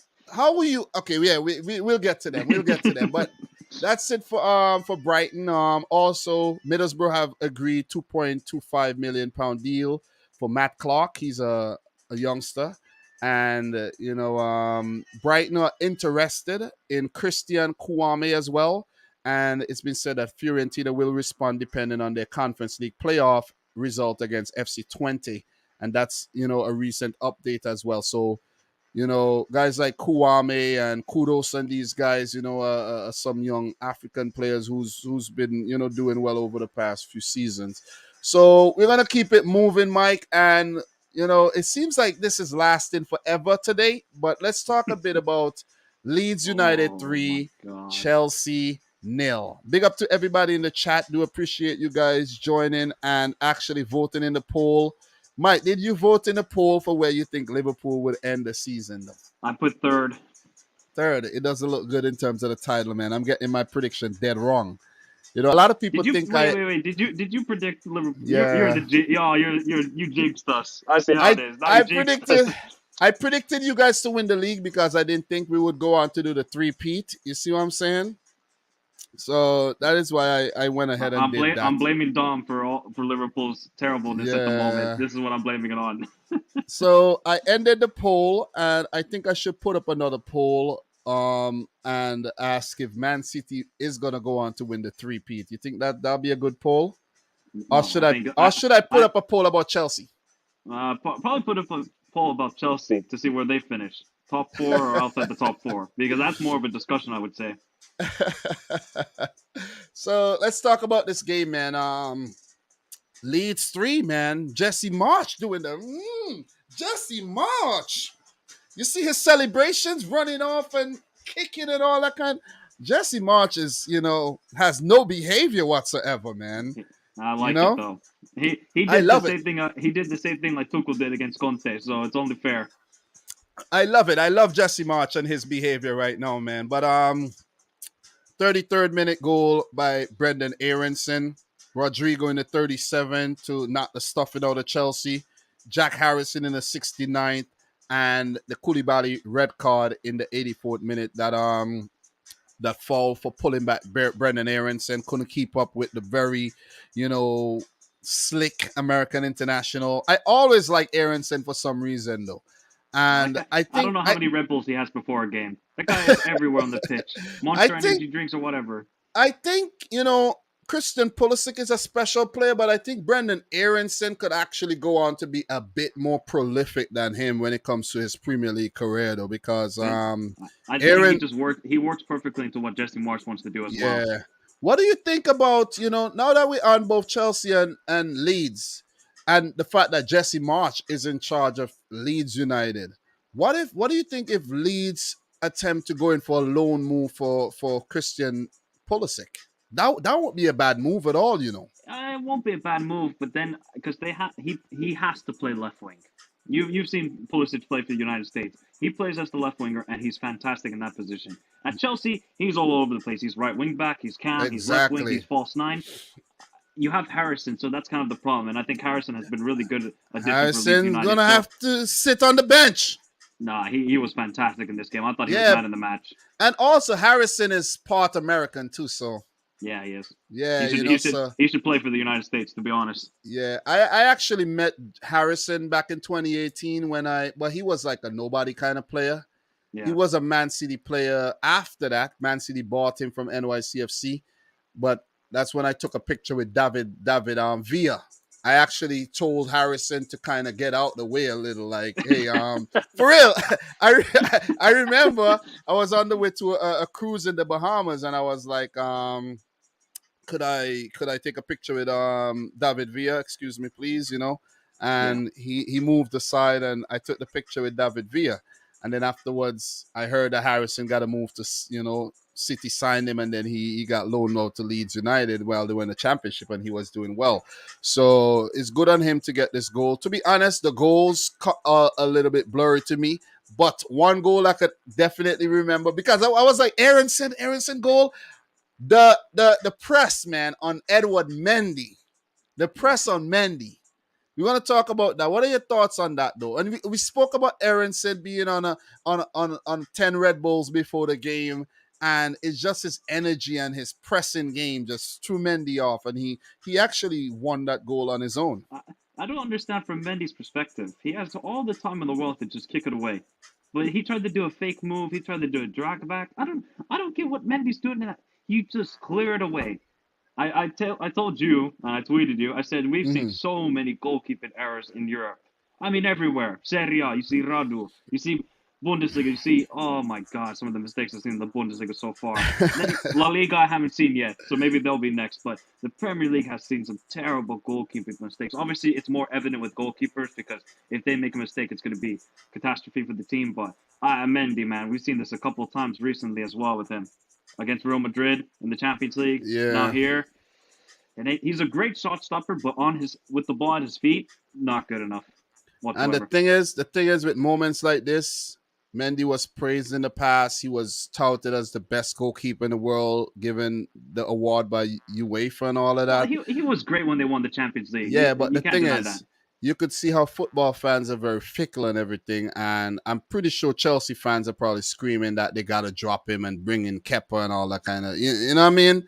I'm Uh, pretty sure there's some they can Chelsea ask for fans. that. We'll see what happens when they bring in Kepa. We'll see what happens. He is the captain you after all, know, the whole club. So yeah, man. So yeah, Mendy has not been good recently. He's been conceding a lot of cheap goals.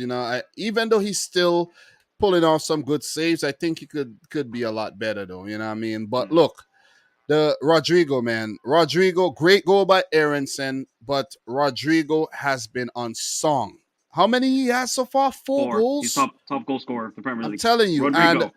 this is the Rodrigo. No, we laugh, but this is the Rodrigo that we expect because at Valencia he was doing very well.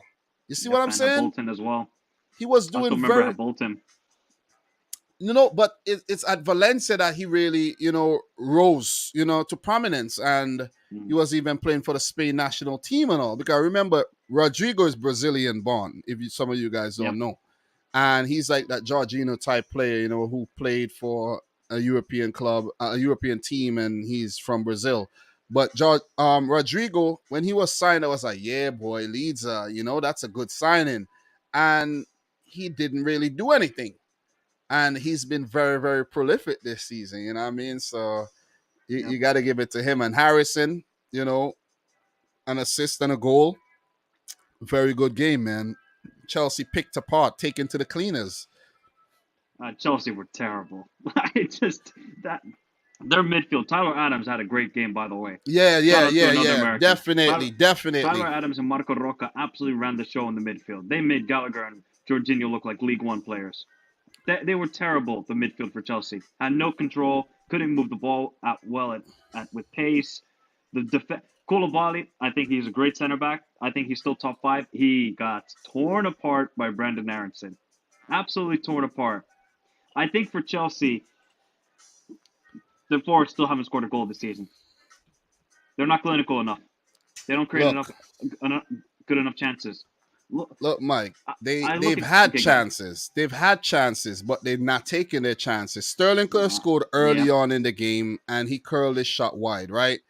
And I can't remember all the misses and everything, but they did have opportunities. If we check the stats, 14 shots at goal, wayward, only 3 on target. Look at Leeds, 12 shots, 6 on target. Chelsea had most of the ball.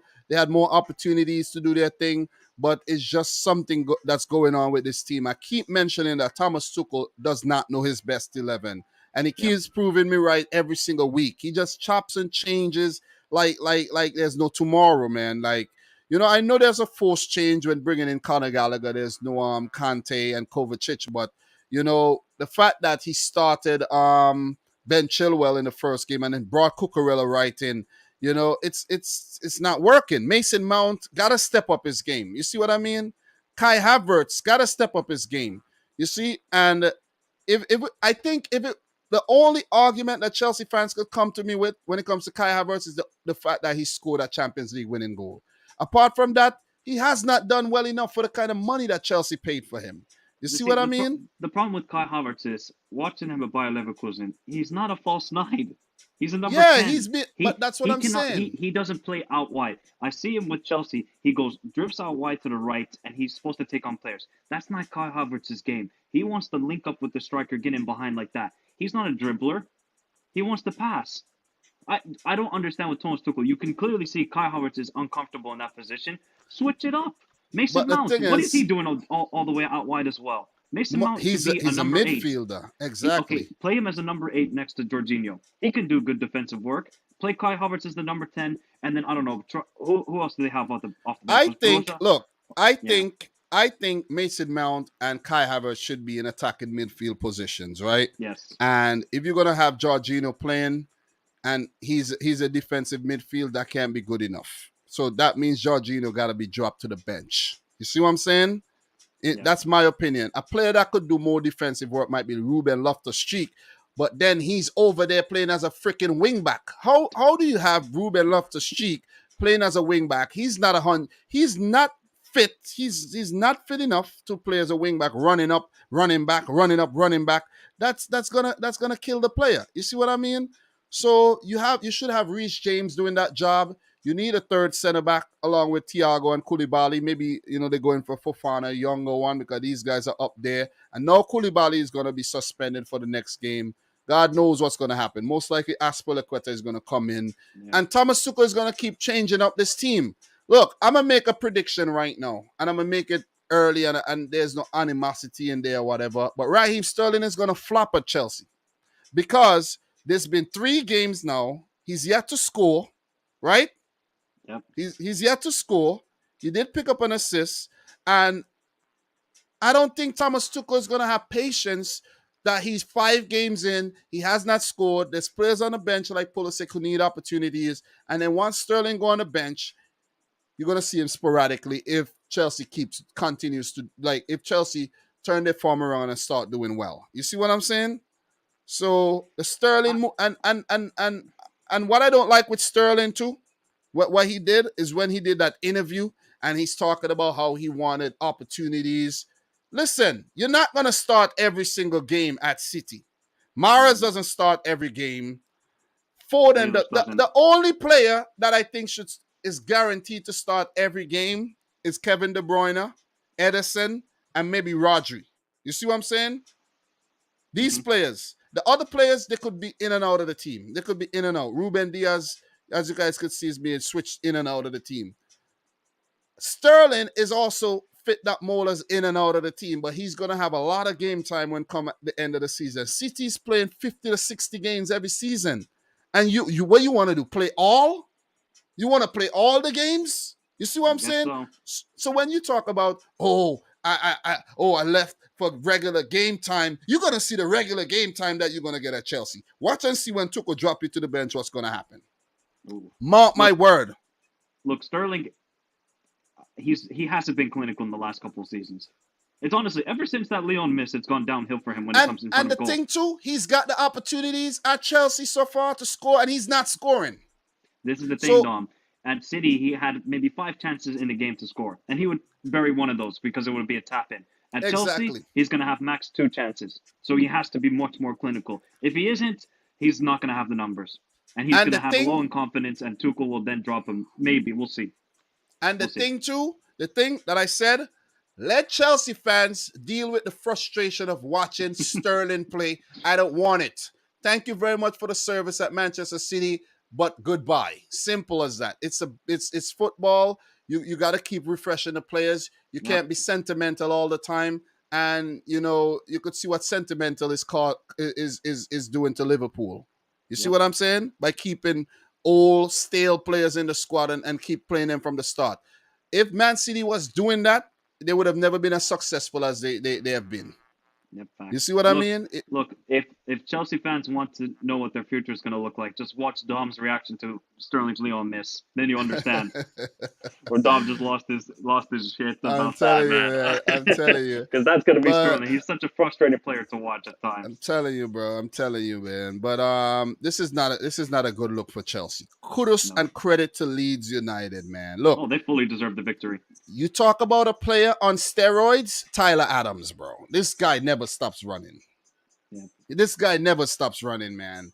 And I'm happy. It's a player that I never really liked before, but lately I got to appreciate the work that he put in because you need that kind of enforcer in your team, that in your face type player in your team. You know what I'm saying? That Hmm. when a defender would go and try to rough up your player, Tyler Adams would come up in your face and push you away and things like that. You need that intimidate the opponent. You see, so you know, big win for Leeds. This is massive. Seeing that the history between the teams as well, the rivalry, and for them to come out on top, massive victory, man. I gotta give it to them. Look, it got to a point in the game where Jesse March was saying, "Listen, Sinistera, Gelhardt, Sam Greenwood, y'all go out and have some fun. Go out and have Enjoy some a fun." Sunday stroll. Exactly. And if you look at what Tuchel did, I think by bringing on Pulisic and Ziyech, he looked very desperate there because Ziyech is out of favor and he's possibly leaving in the next week.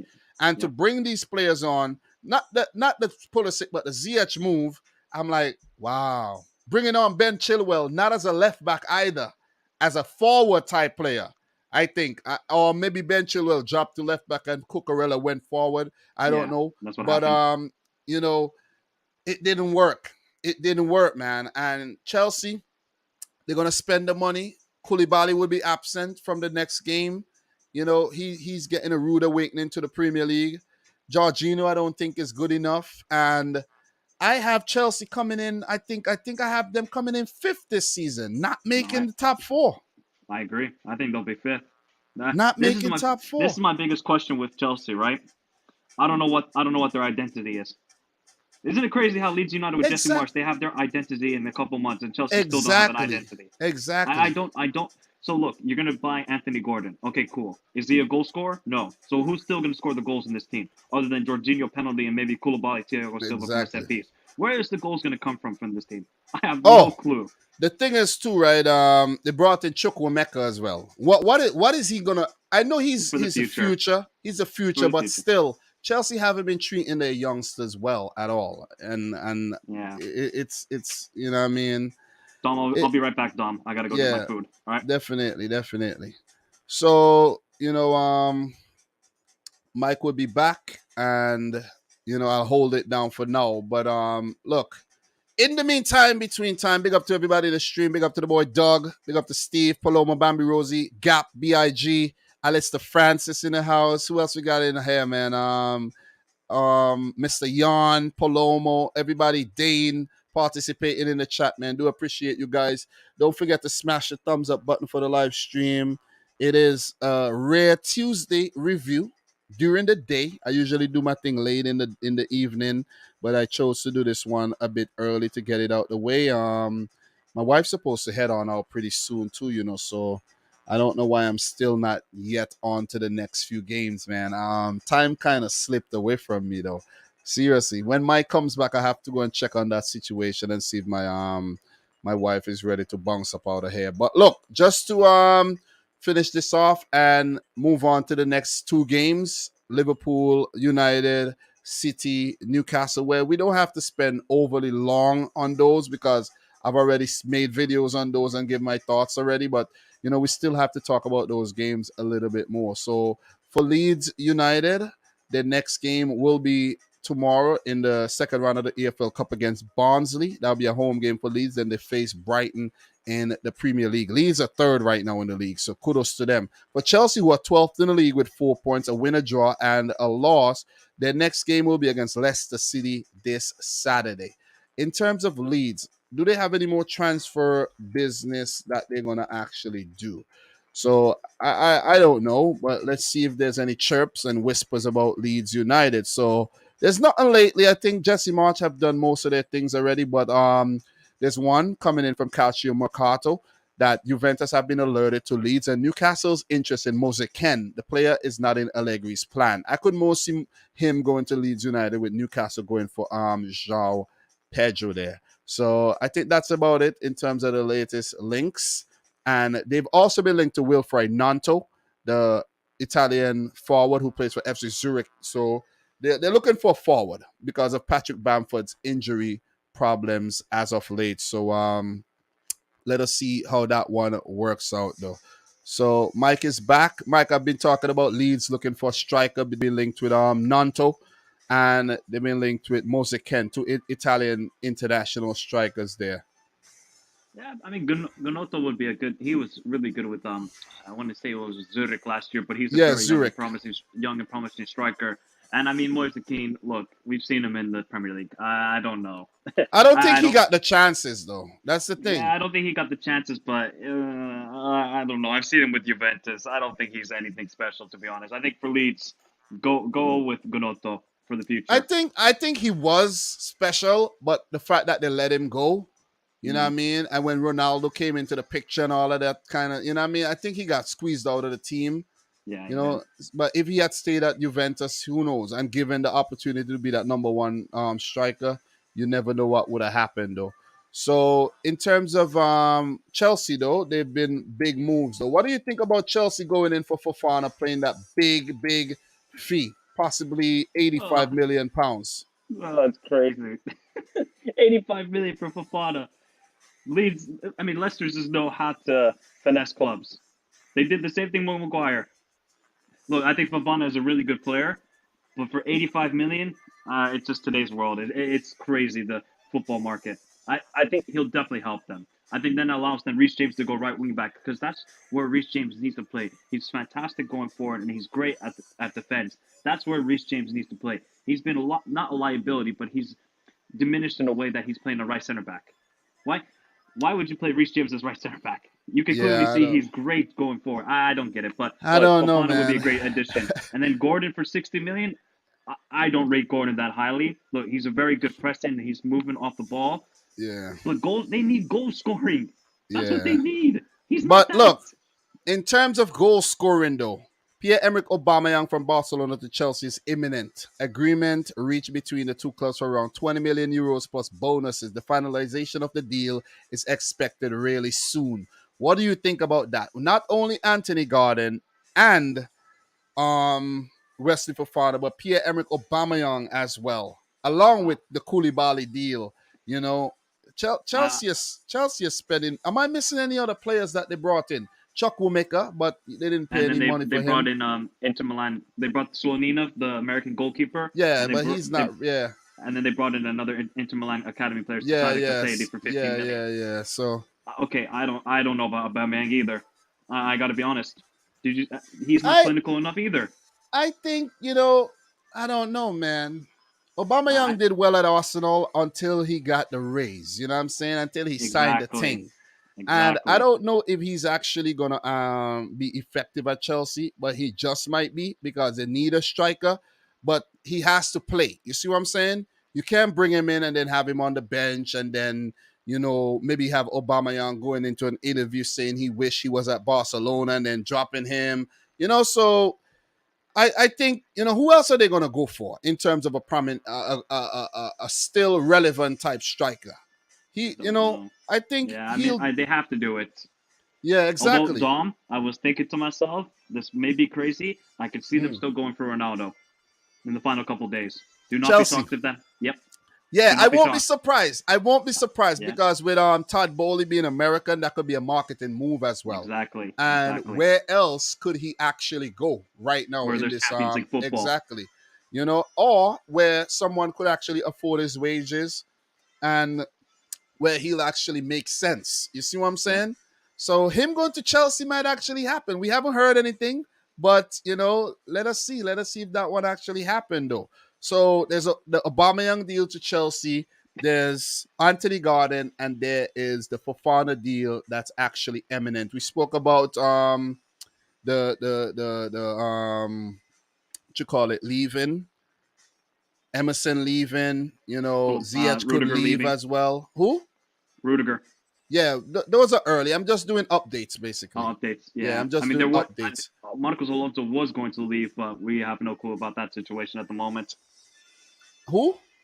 Marcos Alonso. Oh yeah, yeah. That one is still like in the works, but it's up to Yeah. Barcelona if they could actually register new players. So there's also been a little one here. I see that Chelsea inquired about Porto winger Pepe. The Portuguese club stance is clear.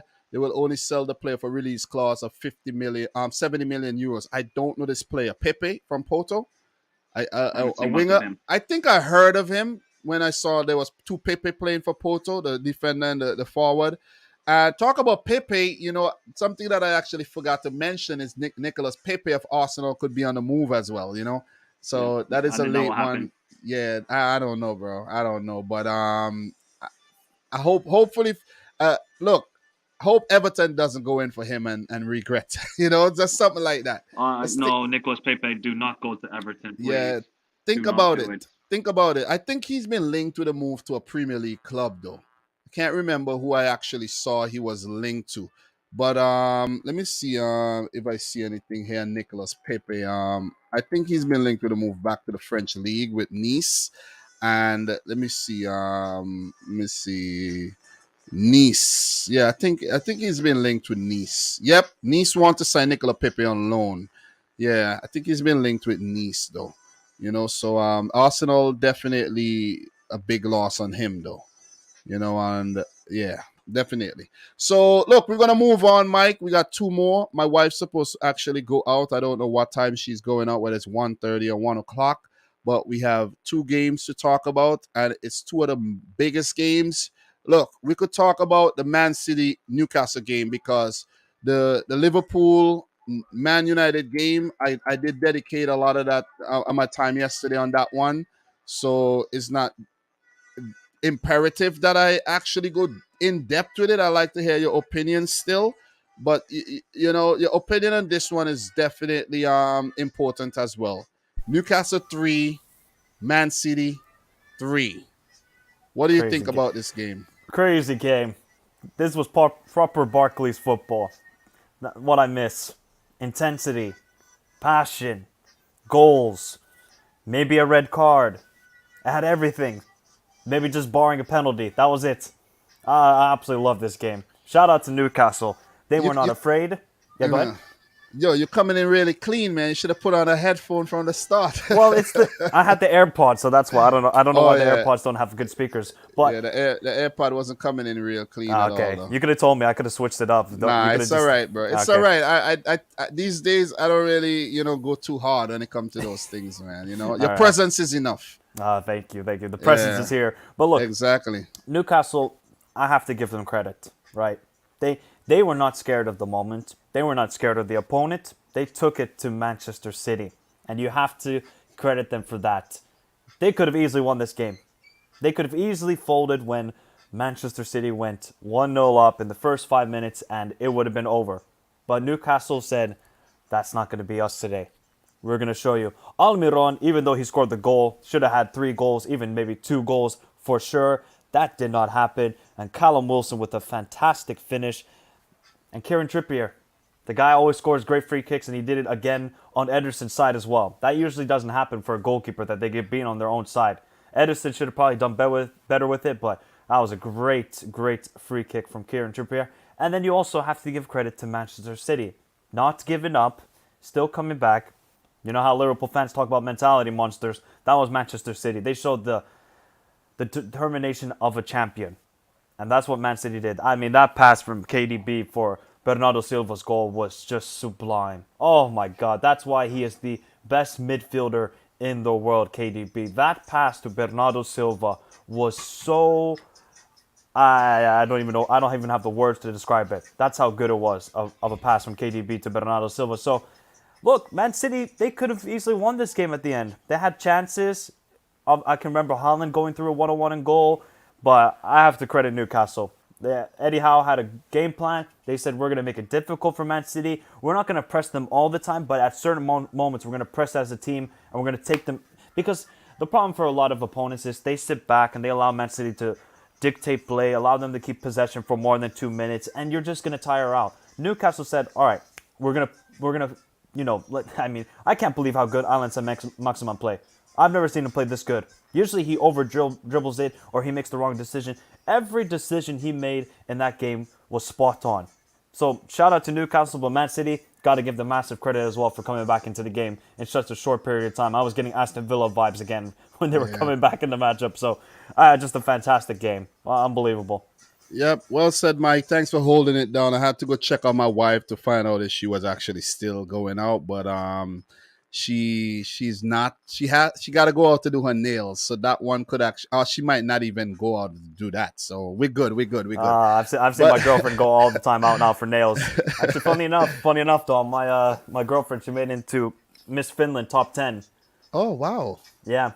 So I got to She shout her must. out. She must be a beauty, man. You got a beauty on your hands. I There. got lucky. I didn't even God, plan this. man. You gotta preserve that. Yep, Definitely. that's what I'm doing. I'm But holding the fort down while she's gone. definitely. But look, man. Look. Mike, I felt confident of winning this game, right? And getting that early goal when Ilkay Gundogan put away in the 5th minute, man, that was exquisitely done by Bernardo Silva. The pass, I think that was Kevin De Bruyne picked him out if I'm not mistaken. I might be wrong with that, but De Bruyne is usually involved in most of the goals. And that pass to Bernardo, switch of play. And the way he just moved the Newcastle defense that way, then bring him back that way, and then, leaving them behind and putting that ball in the middle to pick out the run of Gundogan. Gundogan is so intelligent that he's so hard to pick up because you're worrying about picking up Foden, picking up Haaland. marking somebody else, but then there comes Ilkay Gundogan slipping through the cracks. Well taken down, well dispatched. I was like, yeah, man, walk in the park.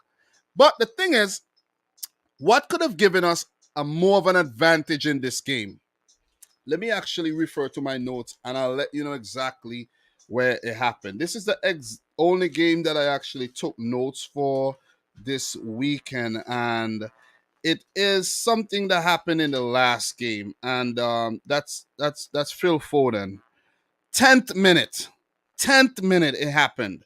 So we scored in the fifth, and we could have put away another one, an easy tap in where Haaland was there open. It was a nice play. KDB, you know what I mean?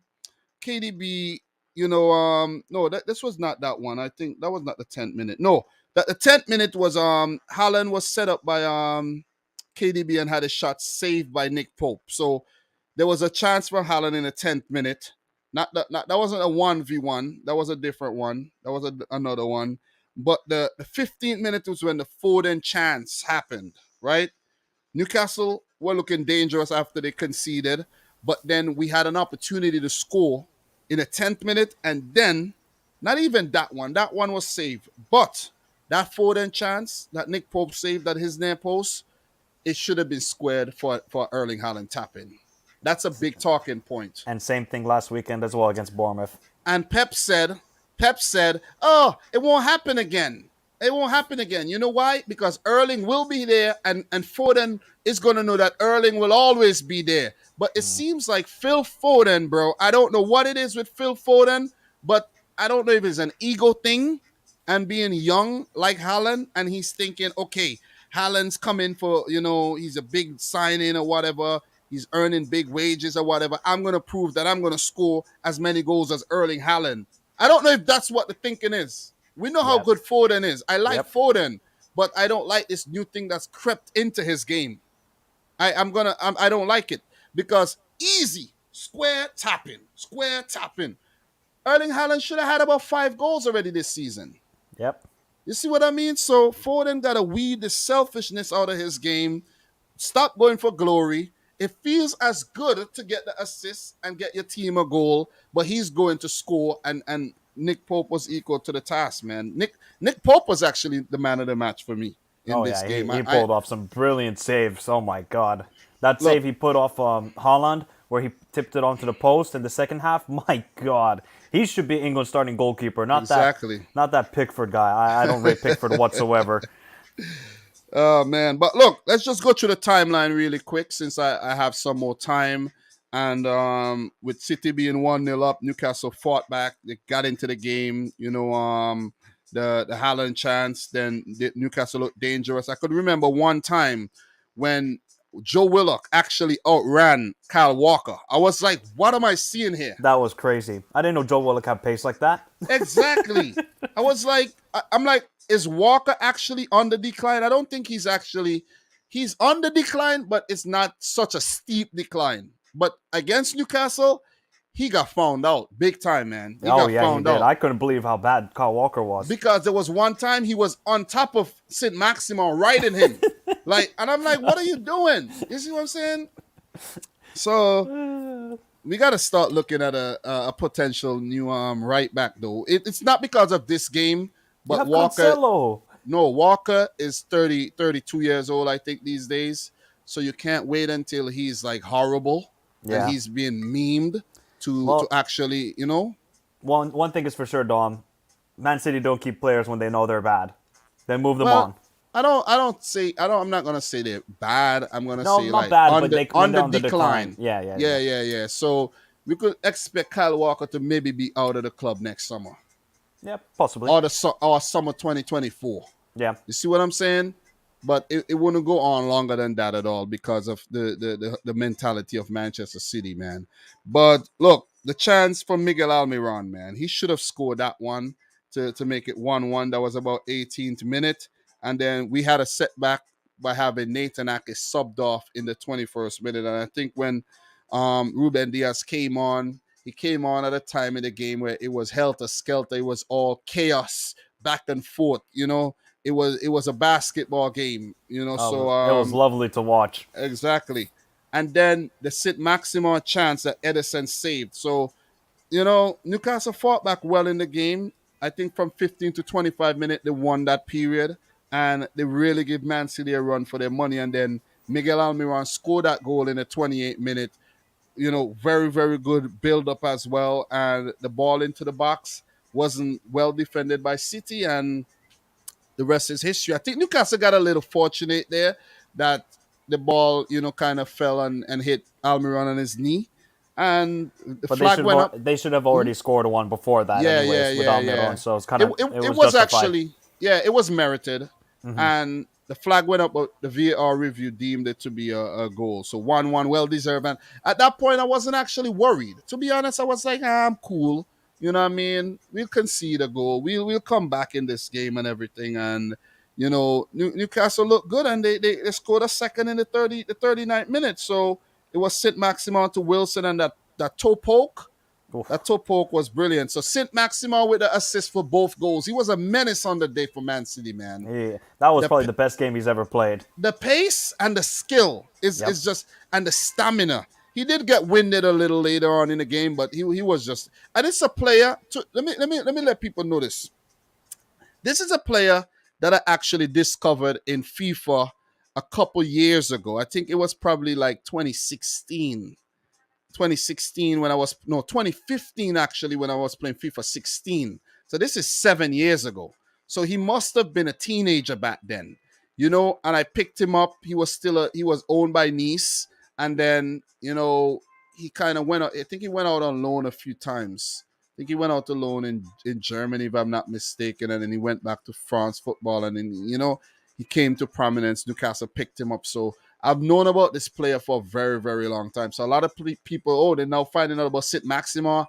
I've known of him a long time, but I didn't know he was such a prolific dribbler.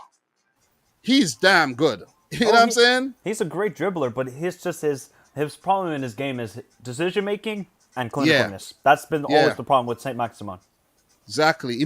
Boy, imagine this player working on the let's say Jurgen Klopp or a Pep Guardiola. How good Yep. he could become, though. But Although I no, don't. I think he's super happy to be at Newcastle. Yeah, yeah, yeah. He's very happy with the project. Yeah, yeah, and the only way he'll leave is if a bigger club. Well, I don't want to say big, a Champions League club.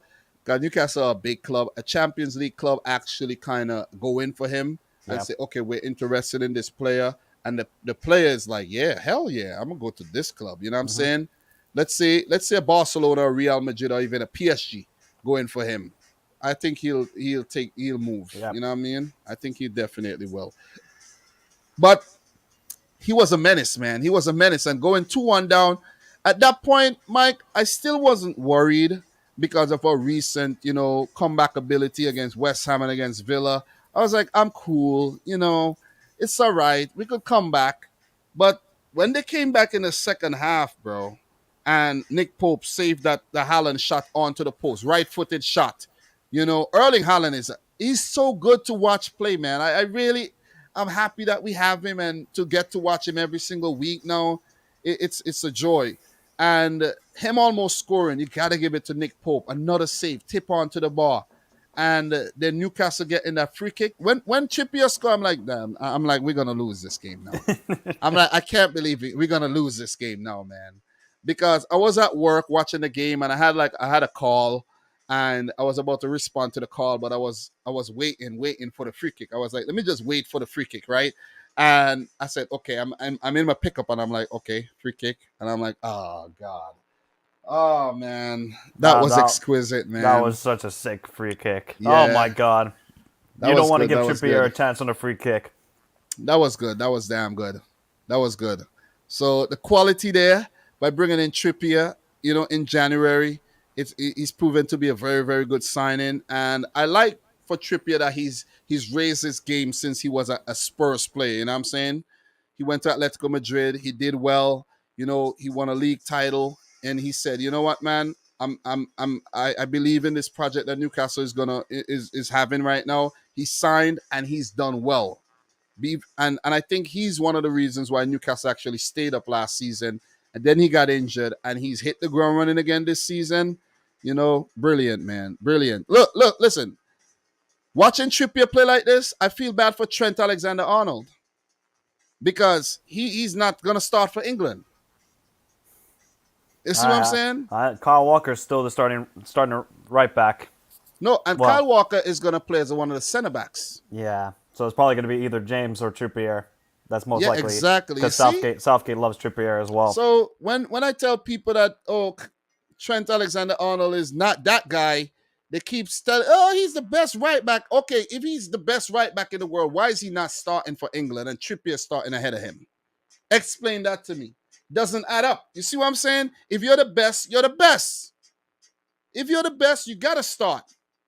You see what I'm saying? So, kudos to Trippier, man. 3-1 down, though. Let's talk about Man City's comeback. 3-1 down. The character showed by Man City to know, like, hey, man, I can't believe what's going on here. We have been stunned by a new juggernaut in the league here. Newcastle United. New Newcastle with the money and everything. We got to come back. And City responded very quickly with that goal. It was a sequence of corners. The second corner happened, and Kevin De Bruyne's ball into the box, flicked on by Rodri, back to Erling Haaland, who was Johnny on the spot to just blast that into the roof. Just shows the killer instinct of the striker, man, and I love that. 2-3 at that point, and the Bernardo goal came 3 minutes later, and it seems as if when Man City are behind, when they score the goals, they come in a flurry. They come one after the other, and Kevin De Bruyne, man, he's so influential, and that's why I keep saying Man City has to start looking at a potential replacement for Kevin De Bruyne, unless he has a Luka Modric type career. Yeah. And I don't know if Kevin De Bruyne has that type of stamina to play as long as Luka Modric. And you would know what I'm talking about as you saw Luka Modric score that goal over the weekend at 37. You see, So Crazy. I'm telling you, so what City has to do with Kevin De Bruyne, 31 years old these days, and who knows if he have ambitions of playing for another club. Contract expires in 2025. So we have a few years left of De Bruyne, a few good years where he's 31. I think he'll still be very good at 34. And looking at Real Sociedad play on the weekend as well, I think David Silva could have stayed at City. Yeah, you see what I'm saying? He played really well against Barcelona. Yeah, he could have stayed. He had a shot saved against Barcelona there as well.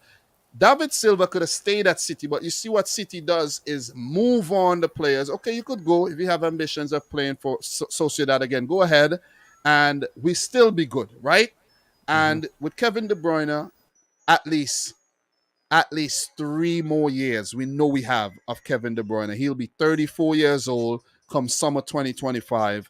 And who knows if he wants an adventure at Juventus or Bayern or Real Madrid, Barcelona. Who knows, right? PSG, who knows, right? But I don't see him as a player that will stay at Man City and retire at Man City. You know what I'm saying? Not Maybe like a I'm wrong. Fernandinho. Maybe I'm wrong. But Fernandinho left and went to Brazil. But maybe he I'm stayed wrong. How long did he stay at Man City? Yeah. He stayed long. He stayed very, very long.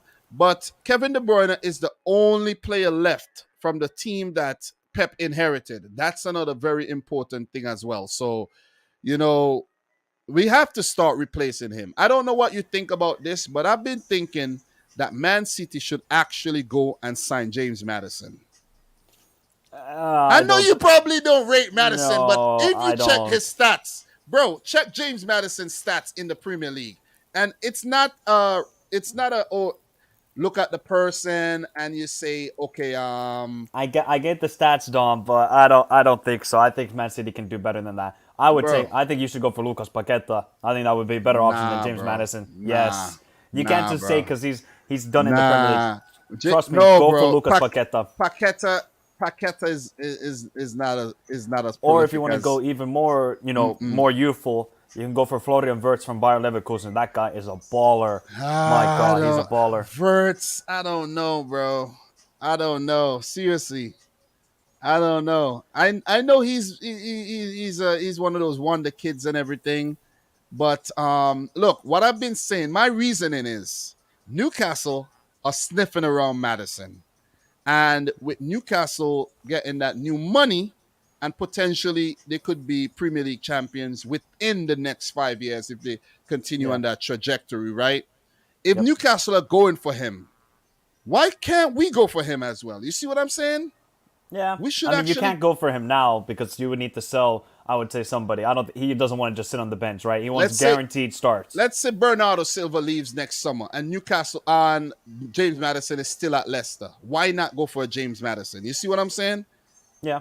And the Because topic is probably Gundogan's going to leave next summer as well, right? exactly. And the Yeah. topic is surrounding replacing a player like Kevin De Bruyne, with him leaving in a few years potentially. And, just being proactive, man, and not wait until it happens like a Chelsea, wait until a player leaves to be like, oh, well, let's panic and buy this player. Look and identify a player that you want to come in and be that next big thing. You see? Yep. So maybe City have already identified a player. We They don't probably know. have. They're Yeah. very good at planning. They're very good Exactly. at it. Maybe Man City are just going to wait until Martin Odegaard gets to that guard tail level at Arsenal and say, Odegaard, babe, come over here, baby. You see what I'm saying? Yeah. Maybe that's what it is. Maybe you Could be. never know. Could be. And we've seen that happen a lot of times. We definitely. But the comeback here for City, Bernardo Silva proving how valuable he is with a goal and an assist in the game. Kevin De Bruyne, that has to be one of the most exquisite passes we've seen for a very long time, man. Best midfielder in the world. It's No just debate about it. the intelligence, the vision, and everything is just unbelievable, man. So, I'm grateful to have him. And one turning point in the game, I think, is Trippier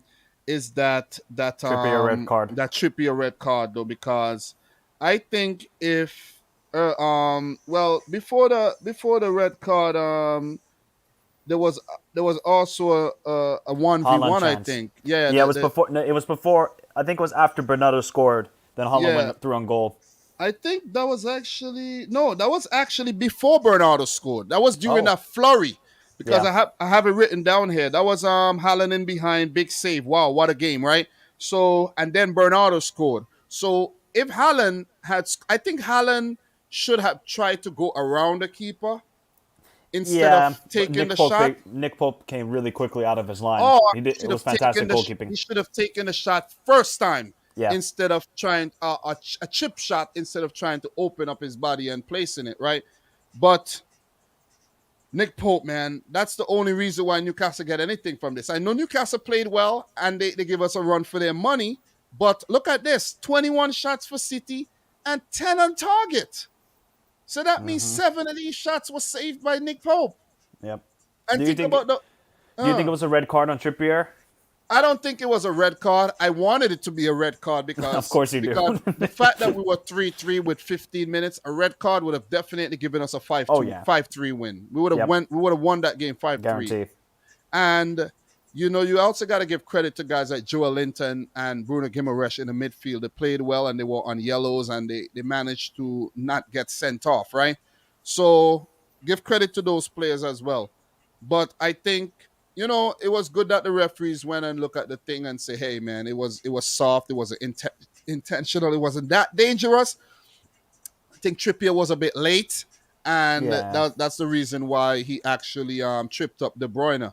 And I think that move was actually a goal scoring move that he stopped as well. Oh yeah. No, you guys would have been, I think, on a 3-on-2 advantage. Exactly. That was a really good breakaway though. But we fought well.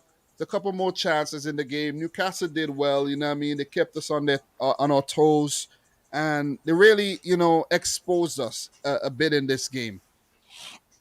Are you Exposed worried us. about that? Are you worried about that then for future games? That okay, No. maybe no. No, because you know why I'm not worried about that is because it's going to take a very brave team to take the game to Man City and at Yeah, the same exactly. time still have that capability in defense to keep us out and a worthy goalkeeper. You see what I'm saying? So Yeah. you saw how many times Nick Pope was tested. 10 times he had to pull off. He had not 10 times, 7 saves he had to make in a game. You see what I mean? That's Some the of risk them you run. That's the risk you run when you play against City if you try and play a game exactly. instead of just sitting So, back and defending. you might sit back and defend and be lucky and get a draw and get that lucky goal, but what Newcastle did there, they could have ended up getting all 3 points. What I was actually worried about Newcastle for is that they were going for the 3 points, even at 3-3, and they could have conceded late in the game. So great game, man. Great game. Great game of football. Great game indeed. So Indeed. yeah, I know you're enjoying your meal there. I know you are. Don't worry, I You just know? finished it, so it's all good. What were you having, bro? Chicken and salad. Oh, I thought you were having a little oxtail with rice and peas, man, at the Ah, Jamaica. Dom, I wish, bro. I need a Jamaican restaurant to open here, man. I need oxtail. Oh man. So big up to you guys for helping the stream with 50 likes as well. Do appreciate that. And Mike, this is a monumental game, man. It was really good. A point for Newcastle. Not many of us predicted Newcastle to get a point because if you check the recent history and Eddie Howe's record against both Pep Guardiola and City, this is his first point against Man City and Pep Guardiola. So kudos to them, man. And I have to say that Newcastle are definitely one of my teams to watch this season, where I Oh yeah. have them coming in seventh, a conference league, being a more attractive club by being in Europe as well. That will lure players. Even though players are gonna come regardless, but being in Europe would be an extra push. You see what I'm saying?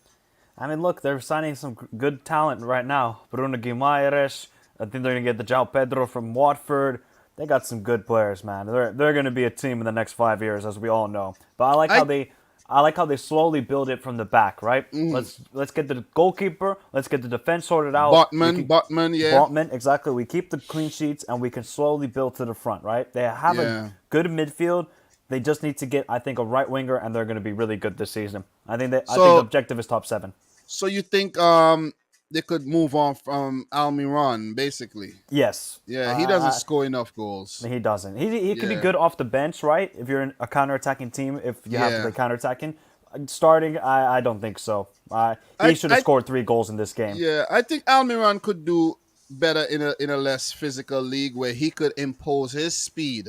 La Liga. I watch La Liga and it's very slow, man. I watch the Italian league, and the Italian league I realize has a little bit more to it. I think I can't no. I think the Italian league was very slow paced from what I saw the Inter versus Spezia game. It was very slow moving. Inter was just no pressing. The La Liga is a little bit faster than the Italian league, and then the Premier League is the Bundesliga is just a walk in the park for teams like Bayern. Though you saw what they did on Well, the only weekend. Bayern. All the other teams lost. Yeah, but the other teams are like, it's unpredictable when you see the other teams come up against each other. Yeah. But for Bayern, they're gonna win that easily, man. So I see Dane is saying Hazard to Newcastle in January. You saw how you saw how they gave Hazard that penalty as like say, hey man, boost your confidence, and he still missed. I feel bad for him, man. I don't know. It's gone horribly wrong for him in Madrid. I'm telling you, man. I'm telling you. So look, Mike, do you have Man City winning the title this season? Easily, yes. Wow, I didn't expect that though. I already predicted it before the season. I thought City you will were win going. this 3-peat. I thought you were going for Liverpool. Arsenal? Liverpool. Nah, man. I have no confidence. Even before the season, I knew we would struggle. So where do you have Newcastle finishing this season? I think I had them 8th. I still had West Ham in 7th place. Not looking the greatest right now. But Newcastle, they can definitely get a top 7 finish. All right, That's the best they can do. I think over time, because if they can keep Callum Wilson healthy, because he hasn't been healthy for many, many seasons, if they can keep him healthy, that's really going to give them an added boost, because he's a very clinical striker compared to Chris Wood, who offers absolutely nothing. Yeah, they need to move. They need to move him on. I think in January they might actually move him on. Yeah, you know what I mean. There's a few players that they still need to move on. We check the lineup really quick. I like Fabian Schär. He's quality. He could stay at the club. Dan Burn is a hard worker. They brought him in for a reason. He's like the opposite of the whole Chris Wood situation. Yeah. But Dubravka could be moved on in the future. Matt Ritchie, these guys got to be moved on. Emil Kraft, these guys got to be moved. I won't be surprised if Lascelles get moved on. Most of these guys would eventually be moved on, though. Longstaff came in and almost gave away a bad back pass there as well. And you could see this Newcastle team building, but I don't see it. They moved on quite a bit of players over the summer, Hmm. but I don't see them drastically just moving six players in January or whatever. We'll see some more No, movement next summer, maybe one or two signings in January after the World Cup. There might be an impressive player that they might want to bring in, and we'll see them slowly build. they have a great system on what they know what they're doing, right? They don't want to spend a whole lot of money at the moment, but just over time, they're just gonna build that squad into an absolute machine. Yeah. Do you think Man City could have made a substitution or two apart from the Ruben Diaz four substitution, like Did you? maybe bring a So wait, Alvarez Pep off the? Pep only made one sub. Yeah, he I didn't didn't make even any. know. Yeah, he didn't Uh, make any more subs though. And maybe he could have brought out Phil Foden and brought on I Julian think, Alvarez yeah, I or think Riyad. Alvarez on the field at that point could have given them something. Mahrez could have maybe, dazzle over on the left and win a Yeah. penalty or something. You know what I mean? Just give him something different. A player that I have to mention before we move on to the Liverpool game, Rodri, bro. Rodri has slowly grown as one of the best defensive midfielders in the league. And No, he he is worked the best. He so is the hard. best CDM in the world. Okay, okay. All right. I'm not gonna toot my No, player's horn, you know what I mean? I don't think anybody can dispute that. Rodri is He's been class. very good though. He's Yep, been very good. You know what I'm saying? he's been He's been fantastic. so damn good, man. And I give him credit for that. And he's highly intelligent. You ever Yep. hear Rodri speak? Not really. He just You should reminds me of Busquets. just check out a Rodri interview and you would not believe this guy is Spanish. Okay. You would not believe he's Spanish. Rodri is like he speaks fluent English. Okay. And Interesting. that's yeah, and like Ferran Torres also spoke fluent English as well. And I like that. I like to see foreign players do that. And Saint Maxima, you hear him speak as well. I was like, whoa, these guys are pretty fluent in English. You know what I'm saying? Yep. I can't speak any other language. I understand a little Spanish, you know what I'm saying? But apart from that, I don't. But look, man, look, we got stunned by Newcastle. We dropped points, but it's still early. You know what I mean? At least we're not 17th like Liverpool. I can't come with chest, Dom. I don't know. I don't know. I Oh can't come my with chest god. right now, bro. Oh man. What are you guys? 16th or 17th? 16th. We're Yeah, in a rally. We 16th. got a Pardon six me. pointer Pardon me. this weekend Pardon me. against Pardon me. Bournemouth. We Pardon got me. a six pointer. Yeah, early 6 point in relegation form. So look, just to move on from this game and talk, just end it on the Liverpool game. For Man City, they do have a game against Barcelona tomorrow, which will be a charity match. I get to understand, and most of the French players will be involved. Let's see, how that one works out. And they do have Crystal Palace. We got to be very careful with traveling to Barcelona tomorrow because we do have a crucial game against Crystal Palace on Saturday, followed by playing Nottingham Forest in the middle of the week on Wednesday. So crucial games. As for Newcastle, who are still unbeaten this season with 2 draws and a win, their next game will be tomorrow against Tranmere Rovers in the EFL Cup. Then they do face Wolves on Sunday, followed by a meeting in the middle of the week against Liverpool FC. So, in terms of any transfer updates here, let's see if we have anything on Newcastle before we do move on to Man City and then talk Liverpool, Man United, which is the one of the highlight matches of the week. I know I've been live for about almost 3 hours, but still. So Newcastle are preparing to match Everton. There's been news that Everton are preparing to match Newcastle's offer for João Pedro, but Fabrizio already tweeted out that the Newcastle deal for João Pedro is here we go. And I think that's the latest addition there to Newcastle. I've read that Newcastle put in a bid for Manu Kone. Do you know this player? No, never heard He's of he's from Borussia Mönchengladbach, Manu Kone. Manu Kone. Yeah, I Nope, don't know that I haven't player seen very much of well. him. Yeah, I never heard of this player either. Manu Kone. He plays for Gladbach, I think. So okay, his name is Caudio Kone, and better known as Manu Kone. And he was born he's 21 years old. He plays for Gladbach. So seems as if Newcastle. He looks like Alan Saint Maxima with his dreads and everything. So let me actually bring something up. There's been a let me see. Let me just bring this up really, really quick here to share with the peeps. And this is Manu Kone. Green hair. Manu Kone attracted interest from Manchester United, Leicester, and Juventus. It's an old article, but also been said to attract interest from Newcastle United. So interesting player. Alon Sit Maximum little cousin, man. I You guess know? so. Maybe he wears a Gucci headband as well. Exactly. Although Saint Maximin can't wear it. Yeah, because of maybe rules, right? Yeah, they can't. I don't think they can promote any other brand if it's not associated with the Premier League. Well, he should just come out with a Sid Maxima headband that looks like a Gucci headband. Just hit up the people in China and get your thing done. You know what I mean? Exactly. Good marketing there. He should have done that already. He should have already came out with a headband line.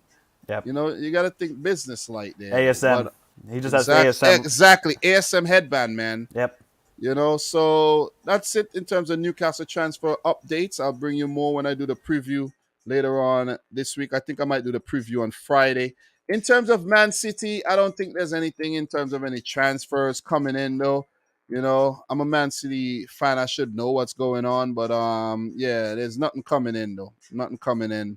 Nothing. The latest thing is just you know, the Bernardo situation is like, is died down.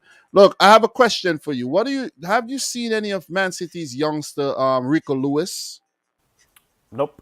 Yeah, check out Rico Lewis, bro. He made a few cameos in the preseason and so far in the earlier games. This is a good little defender that Man City got there, and I know Pep's gonna keep there him was in that the left squad. back that you guys had. Is it S brand? Wilson S. Brand. That guy was quality. He Yeah, was really yeah, good yeah. against Bayern. I watched a little bit of that game. We might see him this season. We might Yep. see him in a few games this season, though. So, look, Mike, what we're gonna do, bro? We're gonna talk about your game. I'm gonna leave. Thank you very much, Dom. Oh man, thank you for coming through and spending some time with me, though. But I have to hear your thoughts on this one, bro. Manchester United 2, Liverpool 1. Jadon Sancho in the 16th minute, Marcus Rashford 53rd, and Mo Salah in the 81st minute. I already gave most of my thoughts on this one. I'm curious to hear what you think. Oh my! One of the worst performances I've seen under Jurgen Klopp. That was terrible. I couldn't believe how bad we were. Manchester United fully deserved to win the game. They should have won 3-4-1. If that was any other team Liverpool played, if that was Manchester City yesterday, we would have lost 6-1. That's how bad we were. I have to give credit to Ten Hag. He got his lineup correct. He understood, Yeah. all right, we're going to play a false nine, and we're just going to not press them, but just counterattack. And that's been the Achilles heel for Liverpool in the last couple of seasons. A false Mike. nine and a counterattack. Yep. Since you mentioned lineup, let's take a look at these lineups, Mike. Where do you think Ten Hag got it right? Dropping Maguire, dropping Luke Shaw, because they've been liabilities for the last couple of seasons, and dropping Ronaldo, because he clearly wanted. Because Ronaldo, he needs service. He cannot play in a counter-attacking team. He's 37 years old. Obviously, he's a legend. He cannot play in a counter-attacking team, but it worked perfectly, right? Even Scott McTominay looked good. I couldn't believe it. Exactly, but Tyrell Malacia is a hell of a player, man. I saw think him play for Feyenoord. He's a baller. He's I absolute think baller. he looked good in the few cameos before this, and I think this is his first start. Ten Hag actually grew some balls and said, Luke Shaw, you're on the bench. Maguire, you're on the bench. And it was a big call bringing Lisandro Martinez back in the team. I think he got dropped for the last game, if I'm not mistaken. Yep. And Varane, playing Varane and Martinez in the team ahead of Maguire, and bringing in Malacia. Dallo was quality. The backline was quality on the day. I have to give him credit, man. Yep. David De Gea did his thing, pull off some really good saves with his feet as well. But it's the back line and the hard working and the energy of the midfield there. Bruno Fernandes put his heart out on the day. Eriksen was, so for me, but he still did his thing. You can't expect him to be too mobile and hard working. But Sancho upped his game. I think Ilanga, from the start, he looked a little suspect against Trent. Yeah. But then he started winning some battles against Trent and was involved in that early goal when he made that run behind. You know what I'm saying? That was brilliant, man. That goal was just so it was good play from Manchester United. Just terrible defending from Trent. I mean, just schoolboy basic stuff. But I'm gonna. I've been talking about this all the time, and nobody taking me serious though.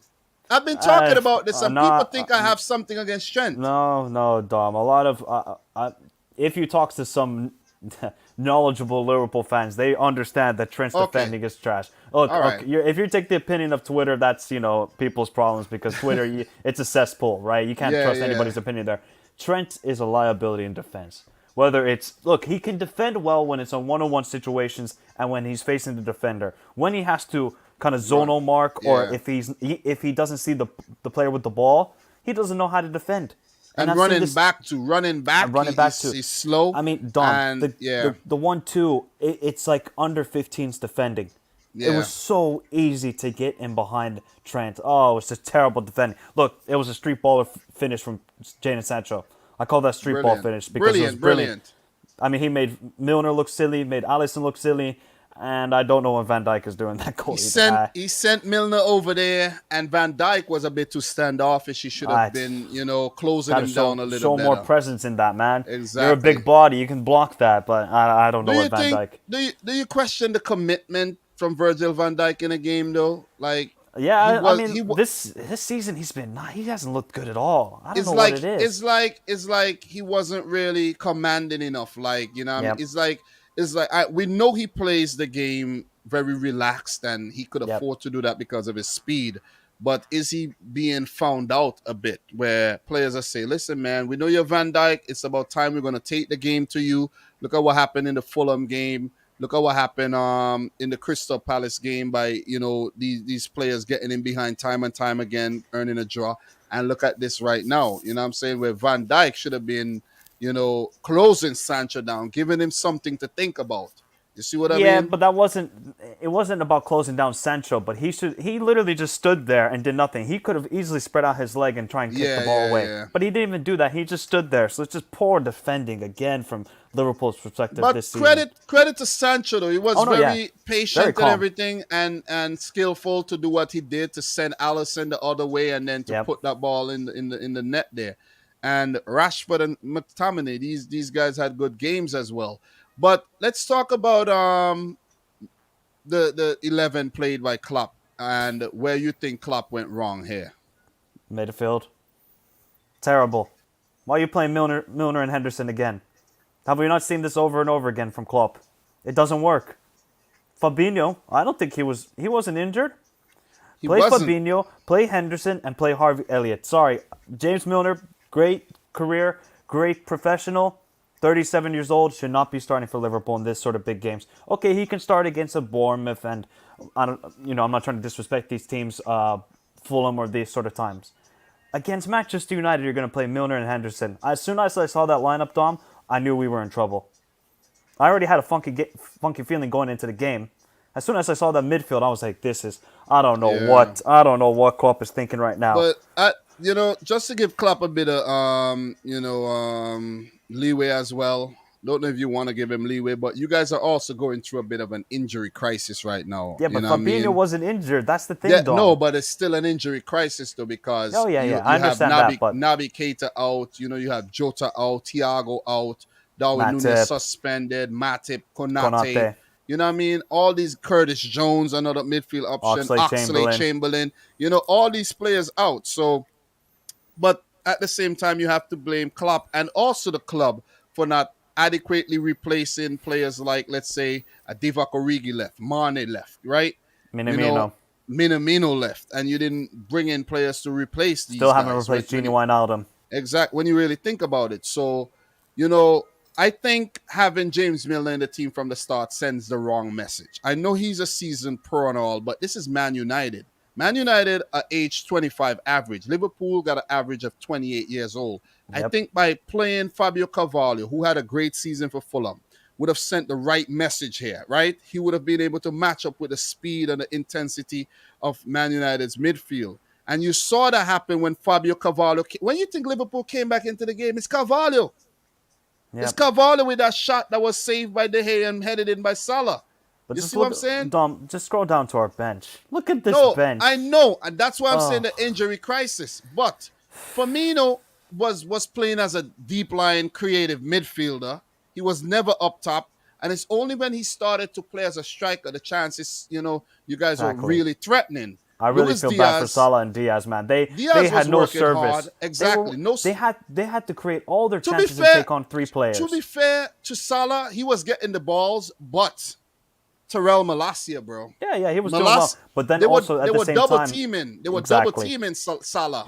exactly, Martinez and Terrell Malacia were double teaming the hell out of Salah. So because there even was if no you options in the box for him to exactly play into because or make a Firmino is play. playing as a defensive midfielder. Yep, yep. You know what I'm saying? So every time Salah got past Malacia, Martinez would be in the way. Malacia would come and kick the ball out for a corner. So, Man United had their game plan down to a T, and Oh you yeah. got to give credit to Ten Hag for going out there, being brave. The players, actually listening to what he had to say and going out and putting the game plan on the field.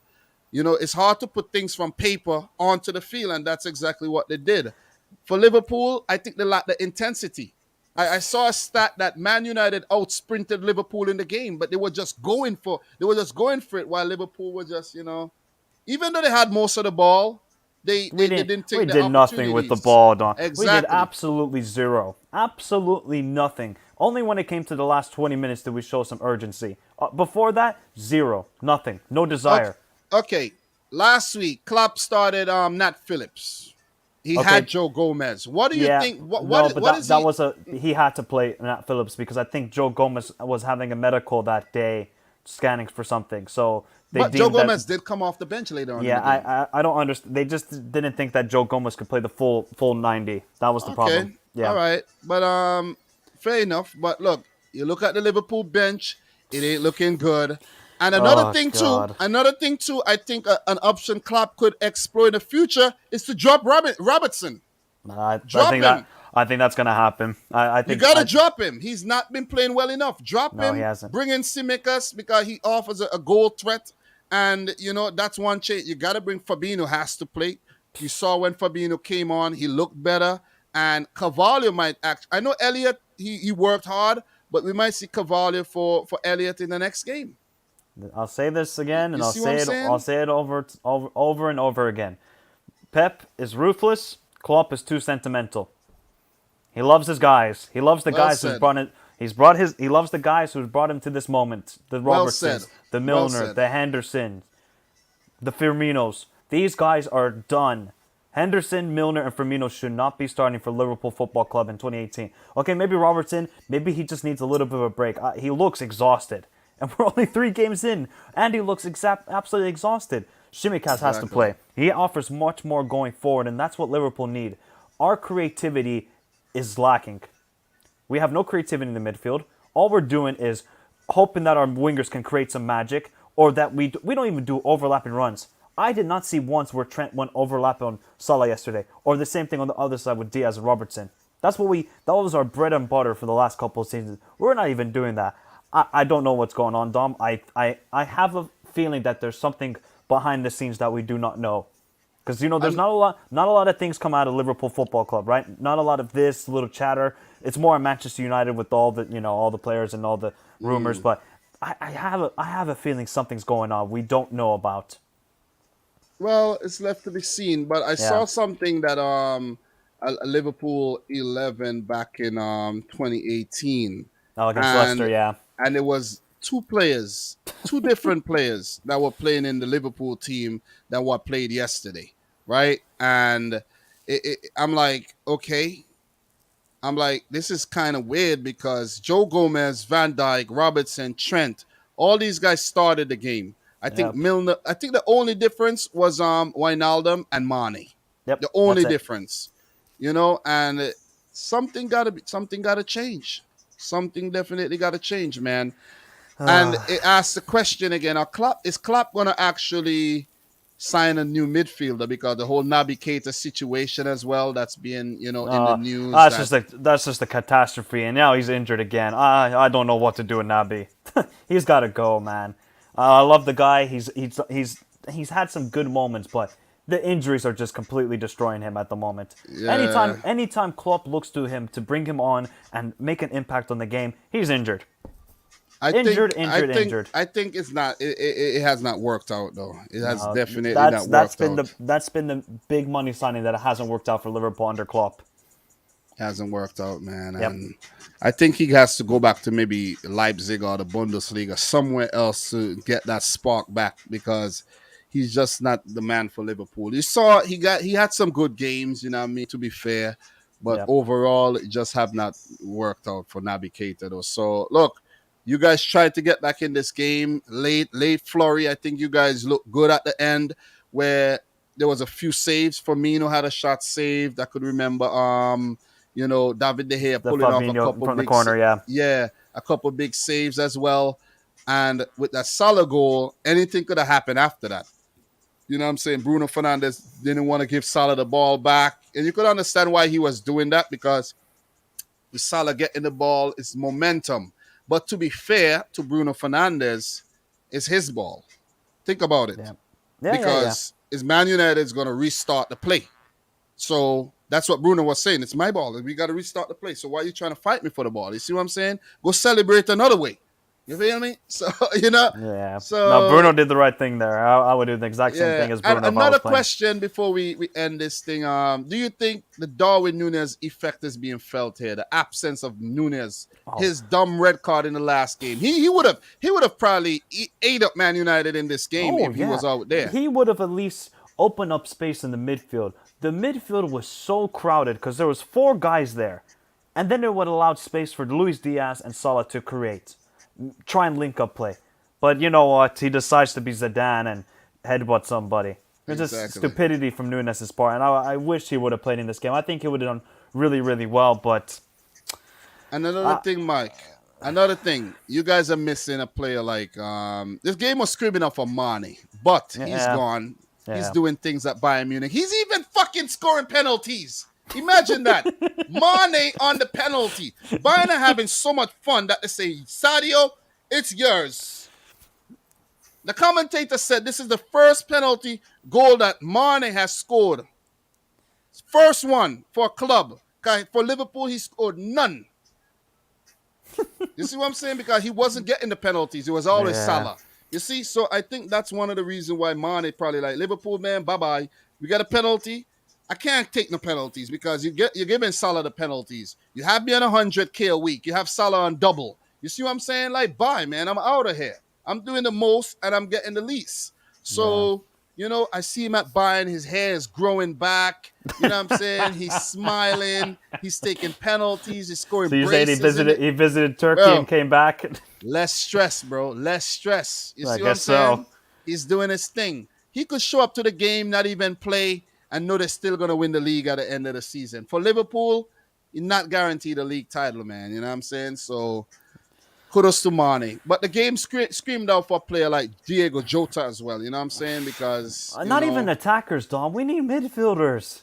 No, We but have- I'm saying, though, Diego Jota, I could know have come to up get a clutch as goal well. and be a little bit of a menace in the box. I get that, but But the thing is, right? Another thing, you talk about there's no midfielders. You have Thiago, but injury. what has prone. Thiago done in terms of assists in the league? No, but think about. but the way he moves the ball, right? I understand that. It's so stagnant from defense to attack, right? We're so slow in possession. With Thiago, he moves the ball quickly. He can spread a pass. Henderson can't spread a pass. Milner doesn't know how to pass. But at the same time, Mike, he's not as effective as a De Bruyne. Like you guys Well, of thought. course not. No. I think Liverpool fans thought that with Thiago, you was going to get a player that's going to rack up a whole lot of assists and cut apart the defense. He's done it on a few occasions, but the numbers are not there to prove otherwise. You see what I mean? Yeah.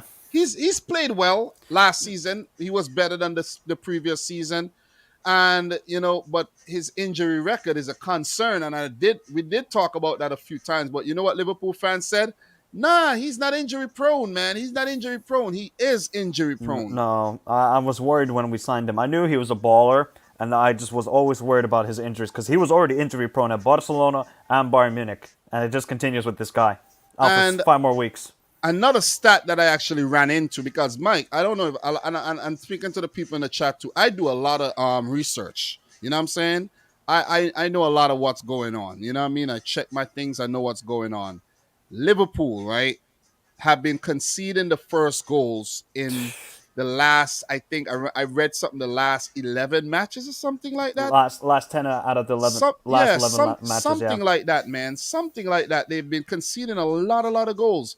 And I don't know how far it goes back to, but they've been conceding the first goals in most of their games. Hmm. But to be fair, you guys are going through a bit of an injury crisis right now because That look, doesn't. I don't want to hear that excuse for us. We're playing it's terrible. it's We're not playing terrible. excuses. It's not excuses, but at the same time, you don't have the personnel to do the job. You see what I'm saying? If you had the personnel to do the job, it could be a whole different story. But you I get don't have that, that but personnel.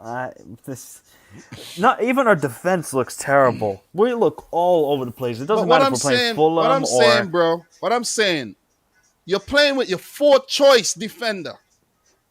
yeah, but Joe Gomez is still good enough. I know he's not Matip or Konate, but Joe Gomez is still good enough. But even with There's my point. Fourth choice. but even with Matip, we still look all over the place.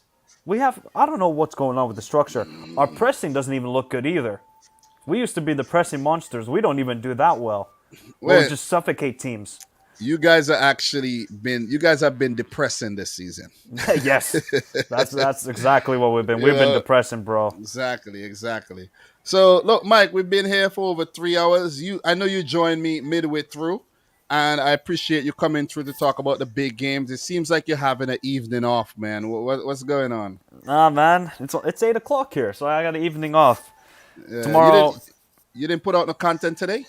I'm going live later. It's called Liverpool Panic Moment. Oh, you're going live later in the night, so you Yeah, didn't. yeah, All yeah, right, yeah, yeah. okay. Because I took a nap after work, bro. I didn't go to bed till 2 a.m. I was so All pissed right. last night. Yeah, I'm actually off from work today, so you know, I enjoy Mondays and Tuesdays to wake up a little later, and then my wife is also off, so I don't get to drop her to work on these days too. Oh, So nice.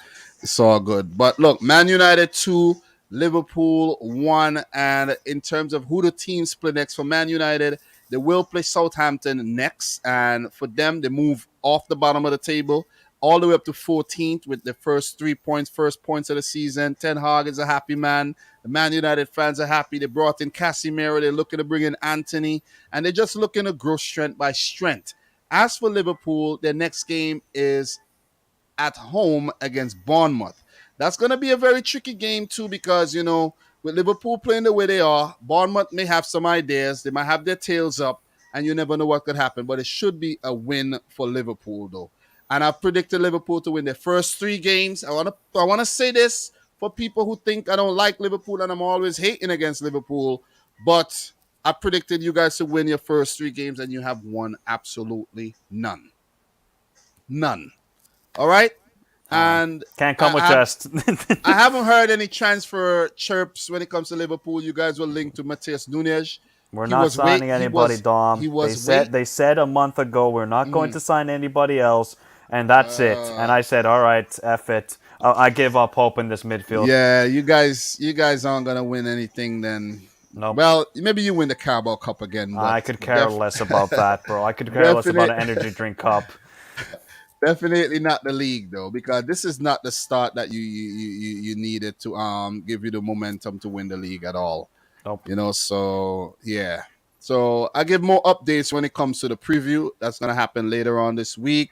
But as for the review, it was a very dramatic and entertaining weekend. Some good results. Leeds defeated Chelsea. United defeated Liverpool. Newcastle held Man City to a draw. There was an exciting game between Brentford and Fulham as well.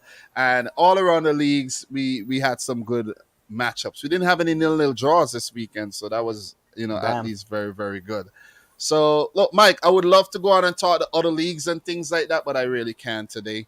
And, No worries. yeah, Champions League draw is coming up. That's going to be exciting. Yep, Thursday. And unfortunate. What time is it? I don't I even think know. it's at 12 o'clock Eastern time. Yeah, I'll be at work, so I won't actually get to It's react okay, to Dom. that I'll tell you who live. your group is. It's Shakhtar Donetsk, Borussia Mönchengladbach, and some other team. Nah, Borussia Mönchengladbach's not there. But you're definitely getting Shakhtar, as you always do. Every year, Man, it's Man City Shakhtar.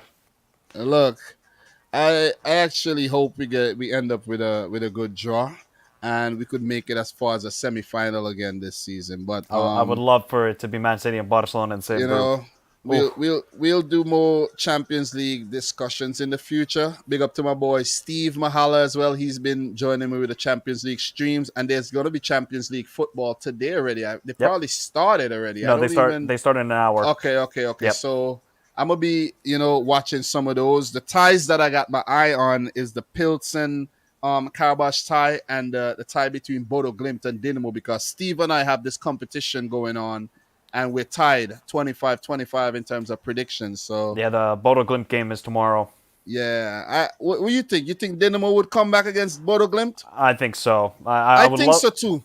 I I would would love love. Bodo Glimt. Yeah, of Yeah. course. I already promised myself if Bodo Glimt make it to the group stage, I'm gonna go watch a game. Yeah, I'm gonna that go to would be Norway good. because That that's just an amazing story what they have going on there. But how, Zagreb, very difficult to go to. yeah, how much does it cost to go to Norway? About $20? No, not $20. That I if I remember took. I Go remember ahead. one time you told me it cost like $50 for a plane ticket to go somewhere. Yeah, yeah, yeah. You If were you take telling if you me. take Ryanair or EasyJet, one of these airlines, I mean, don't bring suitcase. You're not gonna get it. But yeah, it's pretty cheap to fly around Europe. Luckily, if I go to Okay. Norway, it would probably cost me 150 bucks.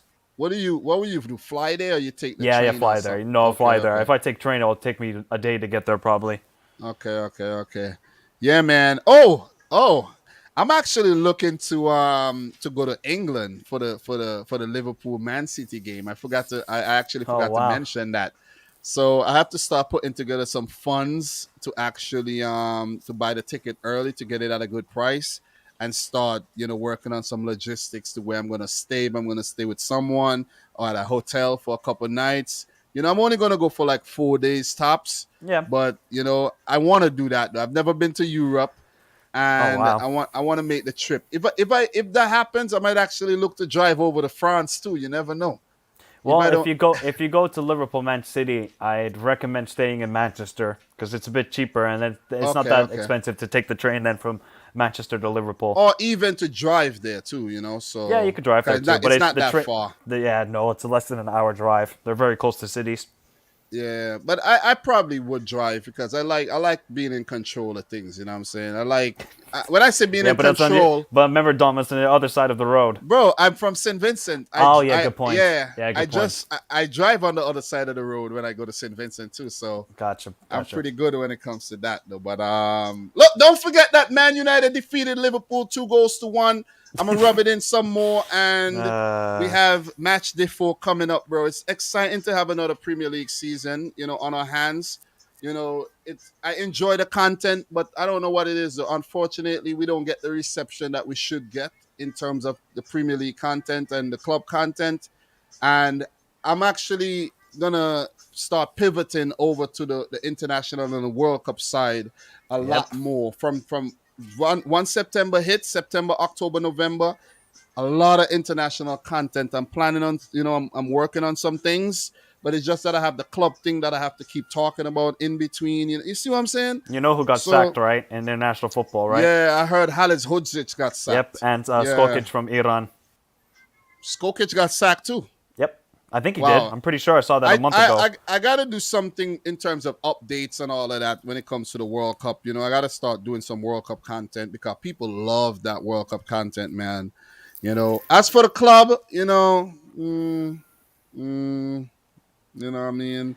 Uh, You can cover the Europa League and Conference League. They did very well for me last season. I'd yeah, recommend doing that. There's a lot of yeah. fans out there who I'll, appreciate I'll I'll being see talked what about I their could club. do, but the thing is, when it comes to YouTube, you know what I mean? There's I don't know what it is, bro. Like it doesn't matter how good you are and Mm, how good you articulate things and analyze things. You know, only certain channels would actually get the reception and of get the course. and get the riches and the wealth, while people like you and I are out here doing the best work, possibly the best work, and we out here starving artists.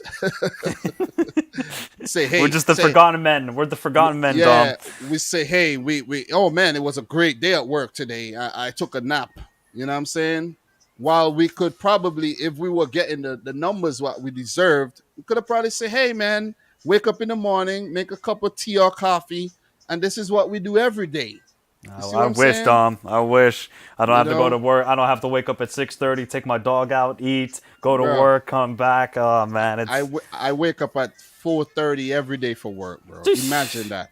I used to do that, Dom. 4:30, I bro. couldn't do that anymore. It's hard. It's hard. It's hard. But big up to Dane. Dane saying I should actually vlog my journey. He's also saying the UCL draw he can't relate. Man United, Yep. you know. Mr. Yon, appreciate you being in the stream for the entire time, bro. You know what I mean? The real deal. Obvious girl, everybody, Paloma, everybody, man. This is the longest live stream I've done this season, but it's because I've got up early and I made it happen though. But look, the grind does pay off, Mike. It does Yep. pay off. You know, we reap the benefits when it comes to the World Cup in November when Well, let's we hope so, Dom, because everybody else, all the exactly football channels is going to come exactly. along. You know it, But Dom. still, though, still, if we strategize and we stay on top of our game and we get that content out, especially the build-up content. This is Yep. where we could win the build-up content, the analysis of the teams before the tournament. No one else is gonna do it, bro. You know Yeah. what I No, mean? nobody's going to talk about Ecuador or Qatar or any of these Bro, teams. They're just going to focus they on the big ones. they're mercenaries. They're gonna Yep. come. They're gonna react to the games. They're gonna do watch-alongs. They're going to And do predictions. and another thing we have to talk is to the people, man. The people, guys, you have Give to the support. people what they want. But the thing is, the people got to support us because they're the same ones that run and, you know what I mean, they disappear when they should be here supporting you Yep. know. But, bro, get the World Cup content done and you see exactly. You know what I'm talking about. You know. Yep. I know. I don't need to tell you twice. But look, are you guys going to Qatar? Nah, hell nah. You know what I mean? 2026, baby. Ah, man. 2026, it'll be in America. I'm home. And I'll see if I could get a couple tickets to go to some games. You know what I mean? So, Definitely you have to, Dom. You yeah, crazy. of course I have to. Of course, I God's got I got willing. a plan. I got a plan on which city I go to because they didn't give it to Denver. I think I didn't even look at the damn stadiums. Did the New Jersey stadium get Yeah, New Jersey got it. Okay, Atlanta got it. okay. I'll Kansas be going to City, Philadelphia, Miami. I think Houston, Dallas, San Francisco, LA. yeah. Yeah, that's it. I'll be going to New Jersey, even though it's a lot of tolls to go to New Jersey. I'm gonna Train? be go. Well, I rather drive to places, bro. You know what I'm Okay. saying? Yeah, I rather drive everywhere. I You know see. what I mean? See, Dom, I'm used to public transportation here. Yeah, you don't drive. You don't have a car that you I drive. have a car, but I don't take it to. It's so expensive to park it, so Oh, okay, it's okay. cheaper just to take the Yeah, public I transportation. I live in the suburbs and I work at JFK, so you know what I Yeah, mean. it's Yeah, all car. it works out for me. You know what I mean. But no, it was nice. You know, I had fun. Hope we could do it again in the future. I know it wasn't planned or anything. I just saw you and I'm like, come through. Come through. You know what I mean? Yep. So, yep, I have a lot of work to do still. You know, I've been working hard on the channel. You know, I hit a snag a bit, but still, I took a break. But gonna come with the World Cup content heavy. I'm coming with some spec. You see, the thing is, Mike, we don't do enough. Let me tell you what our problem is, and let me tell you, we have a weakness for this.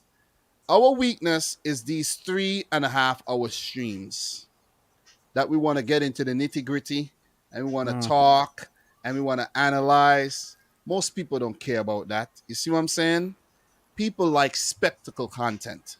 yeah, of People course. like 10-minute hype videos about the top 10 things or, big transfers coming in. You know what I'm Yep. saying? That kind of stuff. A lot of lightning bolts and fire in the background and things like that. That is what people like. People don't care about sitting down for 3 hours and hearing what we have to say. But I do have some spectacle content coming, some that I've done in the past, some tail lists and things like that, There we go. And I advise you to do some of that too, Mike. You know Oh what I yeah, I will. mean? I You will do a know, tier list when the UCL yeah. group stage come out to do like But favorites. yeah, but try to keep them short and don't Oh do yeah. do them all in live streams. You could do the live stream version, but but just be on the lookout for some big Oh, videos from your boy wow. Dom, though. I'm You ready know. for this. I'm ready for this. All right, man. So, Mike, thanks again. Thanks to the people. And you could catch Mike at Michael Talks Football. Let me just get his name up there. And Michael Talks Football on Twitter and Michael Talks Football on his YouTube channel. I have to actually put your name in into the description of this video. So before I forget, and you guys don't forget to check out his channel though. He's a growing YouTuber. He'll be up to 50K one day, like me. And I implore that you take advantage of the World Cup, bro. The World Cup hype, the No, build up definitely. during You the know, World Cup, Domit. and after the World Cup. You know what I mean? You're definitely gonna hit 10K, and sky's the limit. Plus, you're young. I've taken 3 weeks off of work for the World Cup. I taken 2 weeks off. Yep. So, you know what I mean? And I'm looking to actually get the first 2 weeks of the World Cup because the group That's stage yep. is actually better than the knockouts, believe it or Exactly. not. So I got my days off for November. No, for December, but I have to get it from November 2020, whatever, Yep. 21st to the 28th, and then the 28th to early December. And then I deal with the knockouts after that. But I want the group stage because what I noticed last time when I did the 2018 World Cup, good reception for the group stages, and after the 16 teams left, it just went Yeah, of down. course. Yeah, Because there's a lot of people just focusing exactly, on it. Yeah. exactly. So look, it was fun doing this, guys. Thanks again for watching. From your boy Michael Talks Football, and I peace out. What? Peace.